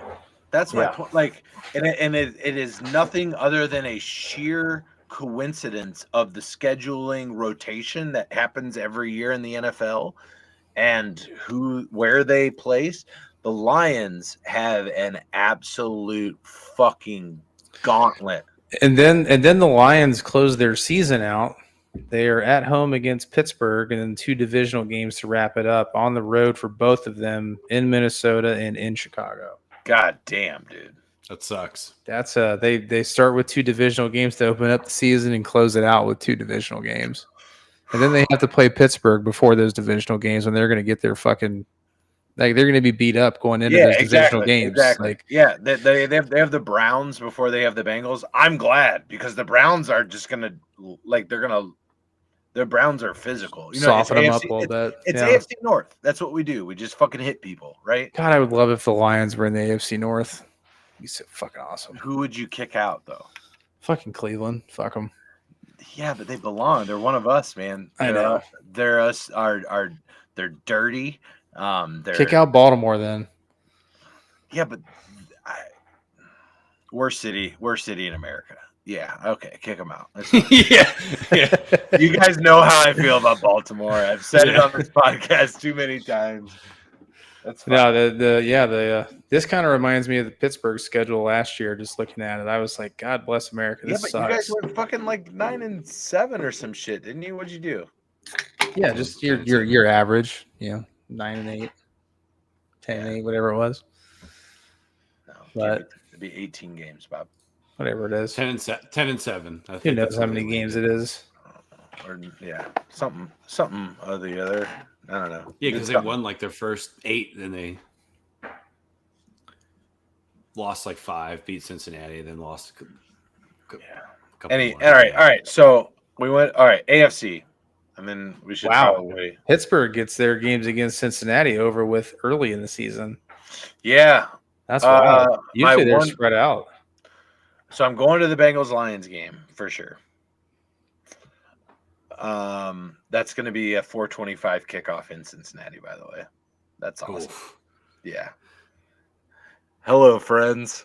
Jimmy's calling that one, baby. My road game, I'm pondering doing one night in South Beach, going down the Sunday before Christmas, and just catching Bengals in Hard Rock as they play That'd be cool. the Dolphins. Yeah, That'd be cool. fly down because it's Sunday night football. Fly down in the morning, go to the game, go Fly to back sleep, Monday. and fly back Monday. Yeah. Could be a good one. Any hoodles. All right. AFC. Underrated teams in the AFC. Who is the underrated team that we're not taking them seriously? Who are they? I'm gonna the Broncos. Yeah, dude. That was my gut reaction was Bo Broncos? Nix and the Broncos. Okay. That's a good pick. Yeah, I mean, we talked about Bo Nix ad nauseum last year, but like he looks a lot thus far through practice. Like he just looks fluid. Much Did you more see fluid. Bo Nix with Amber Rose at a celebrity softball game? Did you see that? No. Yeah, no. Oh, that was CJ Stroud 2 years ago. Go ahead. Anyway. Bo Nix did it right. He got married before he got drafted. Attaboy. He spent that 8th year correctly, building the foundation, getting paid in Oregon.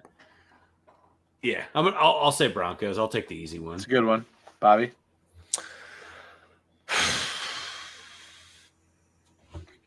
I'm between two teams. And it's the Colts or the Jaguars, and I just feel gross saying it. Yeah, those are tough ones.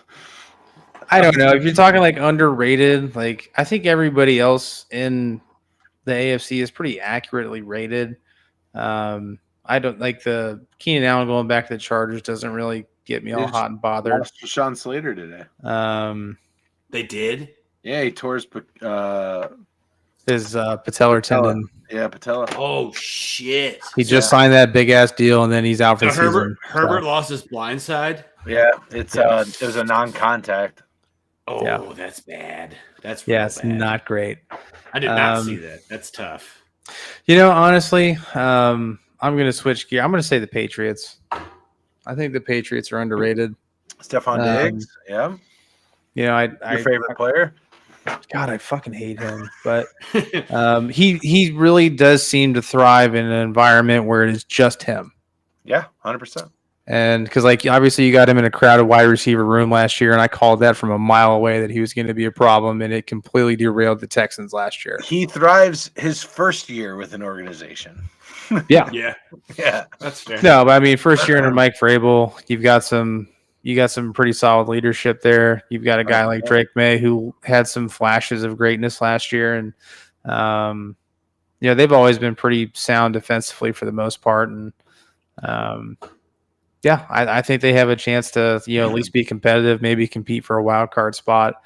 The only thing I really liked about Jacksonville was just like the offense down there. Like if Trevor Lawrence can figure it out, he's got two really young receivers that are very athletic and talented. I'm still not a fan of Travis Hunter playing both ways. I think he needs to pick, but he's got to play wide receiver. Yeah, I think he needs to stick to offense, and cornerback is the hardest thing to play in football. Imagine Travis Hunter trying to tackle James Conner. He'd get trucked. Yeah.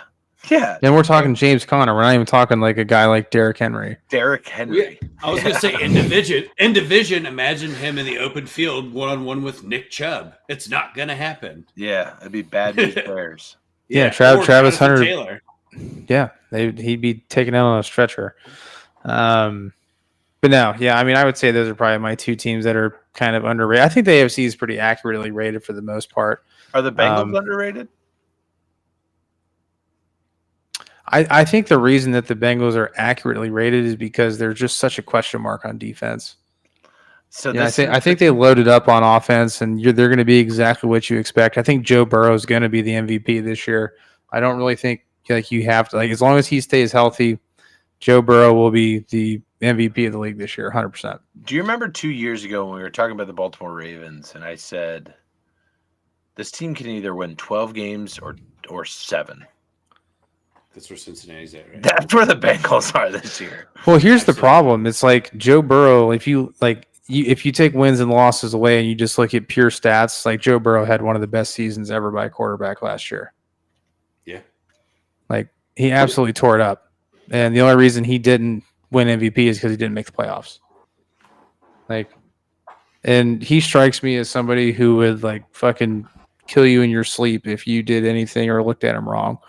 And him coming. I mean, even the first couple of drives of the game that you watched tonight, like it just looked like he was out there toying with people. Dude, Like he looked crispy.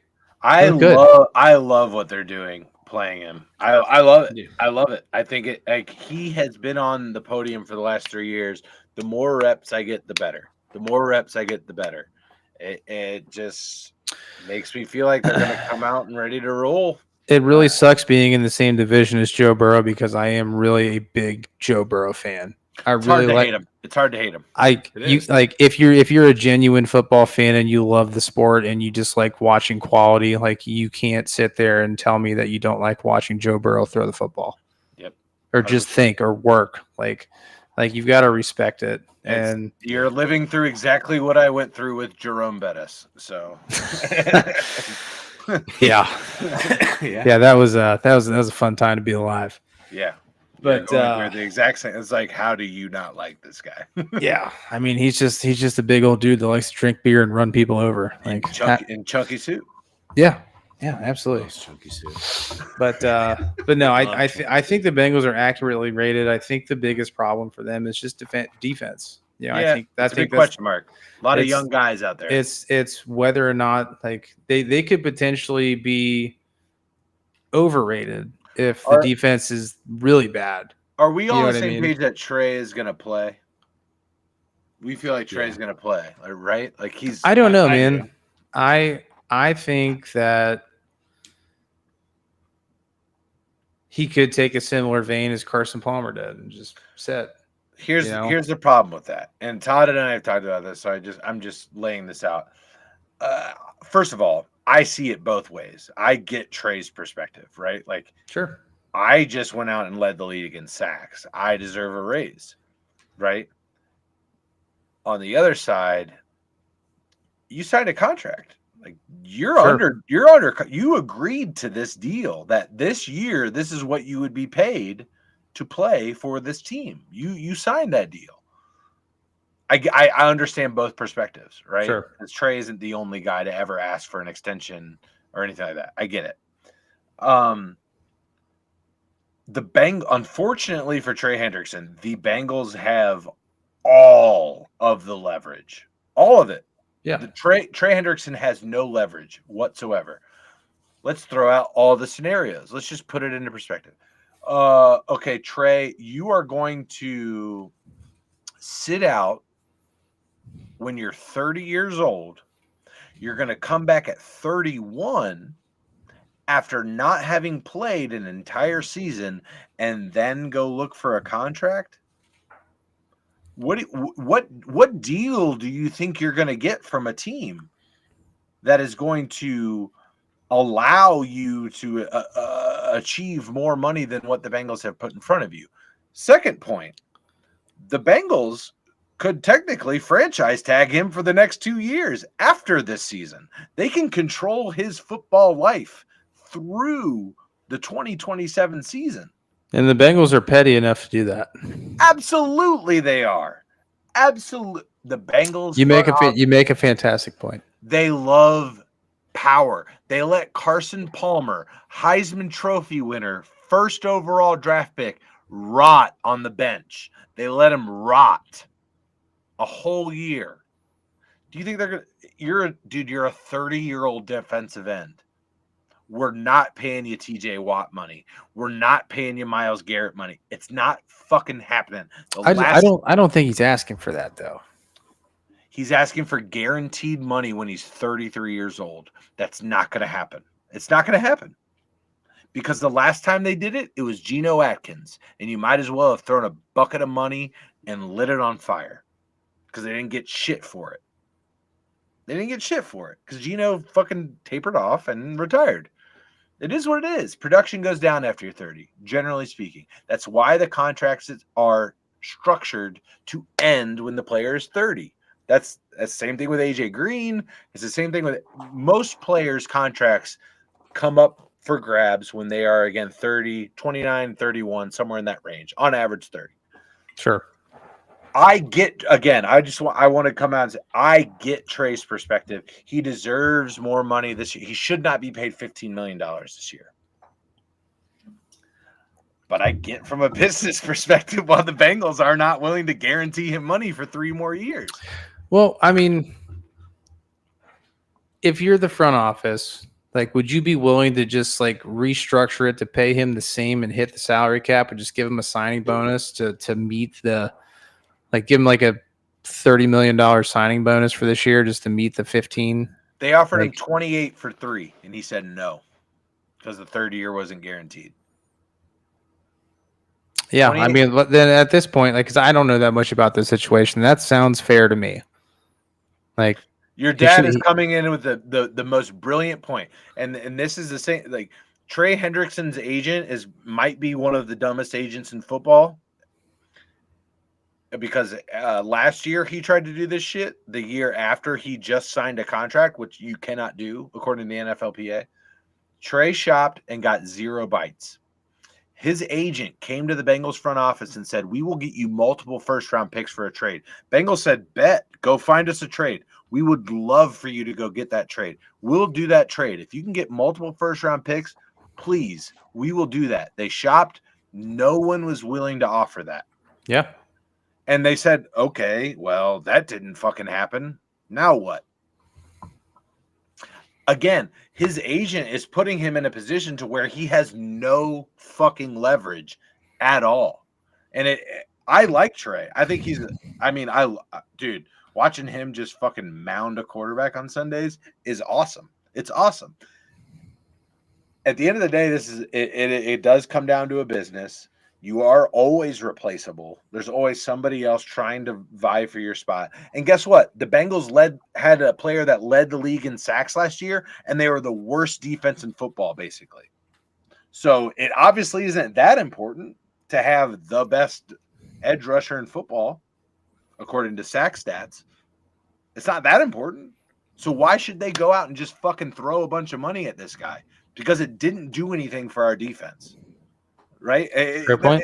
Yeah, it's just, I'm coming off very like anti-Trey, and that's not the point at all. I don't, from a strategic standpoint, I don't understand what he's doing at this point, other than just saving himself for the season. Like, yeah, Trey does not need training camp. We all understand. Like, Trey is working out. He's going to be just fine when time comes. But like, thank you, Micah Parsons, for drawing all the drama off of Trey Hendrickson. Like, get it away, because it's a moot point. Trey's gonna go out. He's gonna play his year. If the Bengals want to franchise tag him, they will. If not, maybe they'll get an extension. I don't know. But it's not going to. Trey Hendrickson will suit up and he will play this year. He has no choice. No, that's a fair point.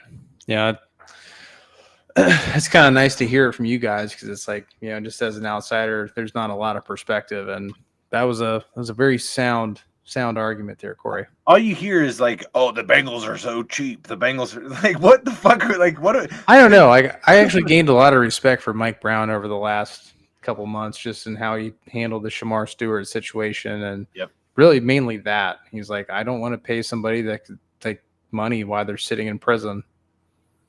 I think that's a fair point. And the other major part of that point was like, also, I don't expect this to happen. Like, this is probably not a big deal. Like, don't go to prison, and this doesn't matter, right? Right.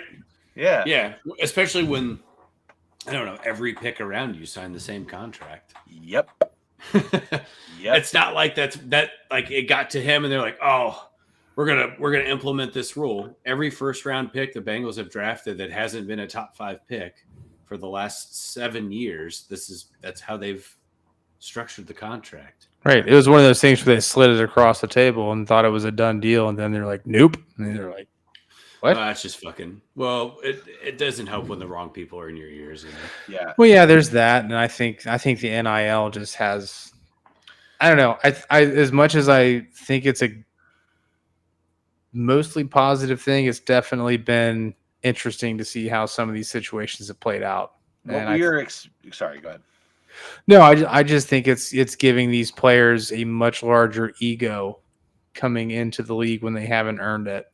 It's giving them perspective of contracts too, because I that's think- something that could never happen. Literally what I said to Todd Legitimately, is- at least. I think literally what I said is, Shamar, you had 4.5 career sacks in college. If the Bengals ask you to stick a butt plug up your ass and play the trumpet as you're walking through the locker room, you do it because you're in the NFL. Who gives a fuck, right? You're in the NFL. Do whatever they fucking ask you to do. Who cares?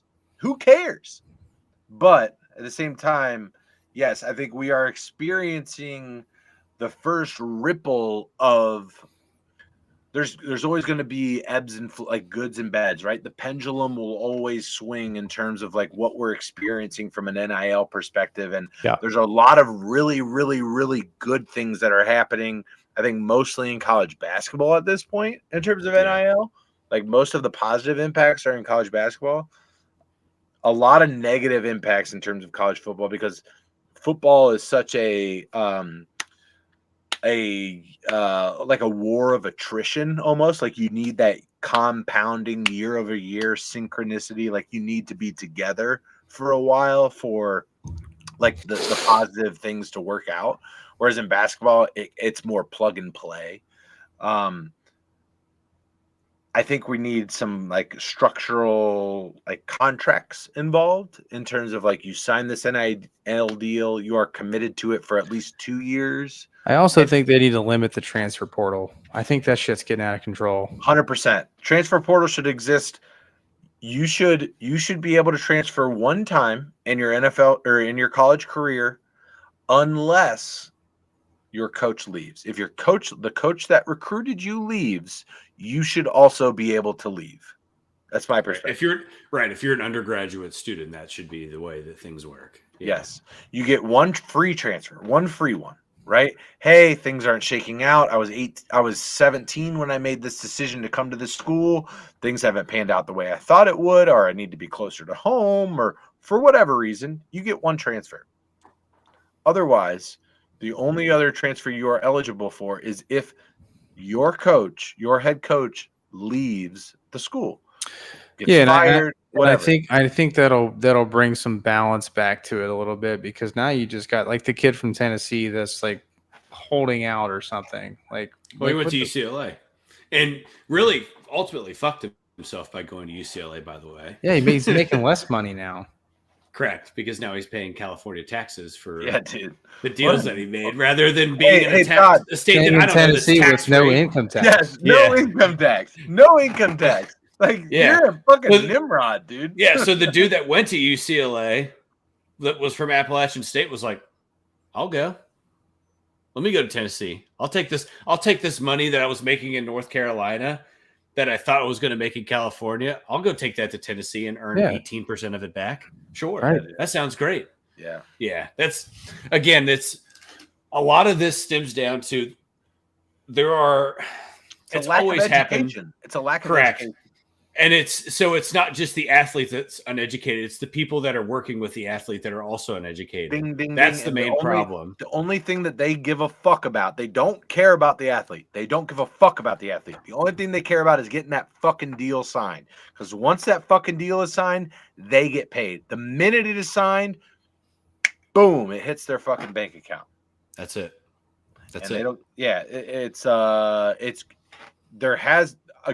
There are a lot of positives. I will always reference Todd, who was it 2 years ago, 3 years ago, player from Kentucky, won player of the year, but he was not good. He was going to be a late second round draft pick. So what did he do? He went back to the University of Kentucky, got his free master's degree, and made $2 million doing it. That's a positive benefit of it. We just gave a young man a free master's degree. I don't know his family's history. Maybe he comes from a doctorate family, but there's probably other kids that are in that same situation who are first-time college students that are going into this system that are getting generational wealth and an education to support that. Let's not lose the like crazy benefits that come along with the NIL program that should exist. It should exist. We are all on the same page, I think, mostly as a public, that college athletes deserve to be compensated.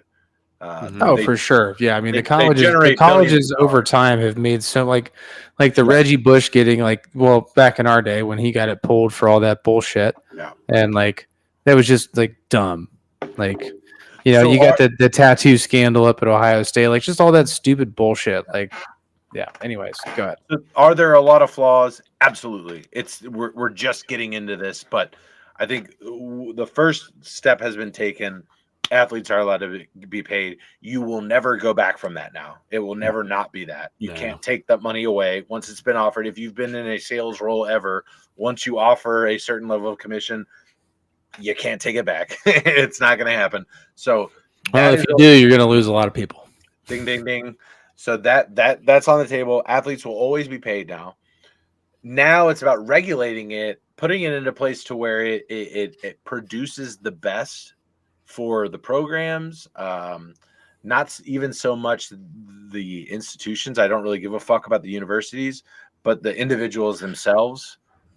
That is where we are going to be in the next 10 years, and it'll never be perfect, but I think it'll just continue to get it just a little bit better. Well, you introduce an open market like that.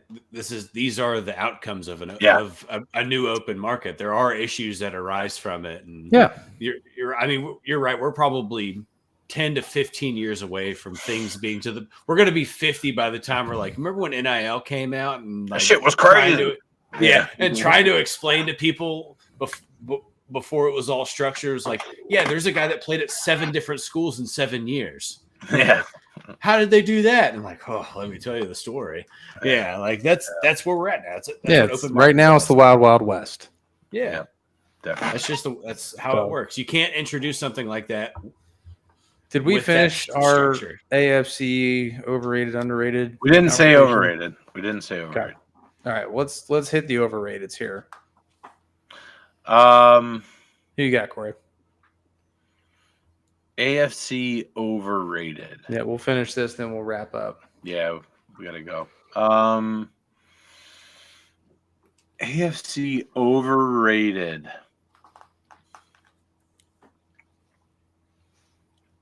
God damn, it's tough. I'll say the Chiefs. I think they've got their divisions getting a lot harder, and They're also getting older. they're getting older. The Chiefs might be a wild card team. It might happen. I'm just saying. I know it sounds crazy, but it might actually happen. I don't know. I mean, we'll get to it at some point in time, but I will make a explanation as to why I think the Broncos won the AFC West this year. So that'll be a conversation that we get to have at some point in time in the next couple of weeks. Todd, who's your overrated? I was going to say the Chiefs too, Okay. pretty much ad nauseum what he was going to say, but I was going to put the Chargers kind of in the same sentiment. This is what Corey just said. AFC West is a lot better. The Raiders, oddly enough, by just getting Pete Carroll as a head coach, I know you don't love me saying this, but they are a better team. Weapons will be utilized better. Game management will be better. That has been a very mismanaged organization for a long time. I don't think coach matters in the Raiders organization. You don't think so? No, because ownership is kind of like the Cowboys. It's it's just a revolving door with coaches. You know what I mean? So you're saying it the doesn't Davis matter. family's whatever. They'll tap out on it before they let it work. Yeah. Yep. Don't get me wrong.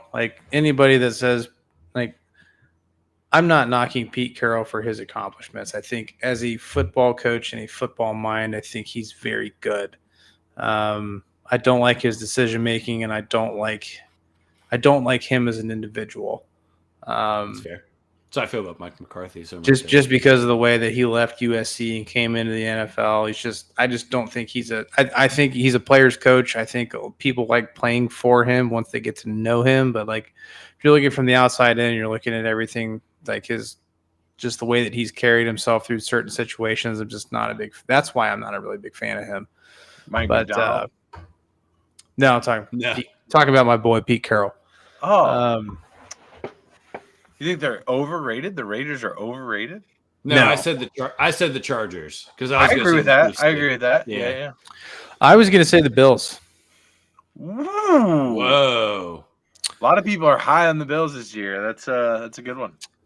Yeah. I mean, they just don't seem to be getting that much better offensively. It just seems to be here and here. Yeah.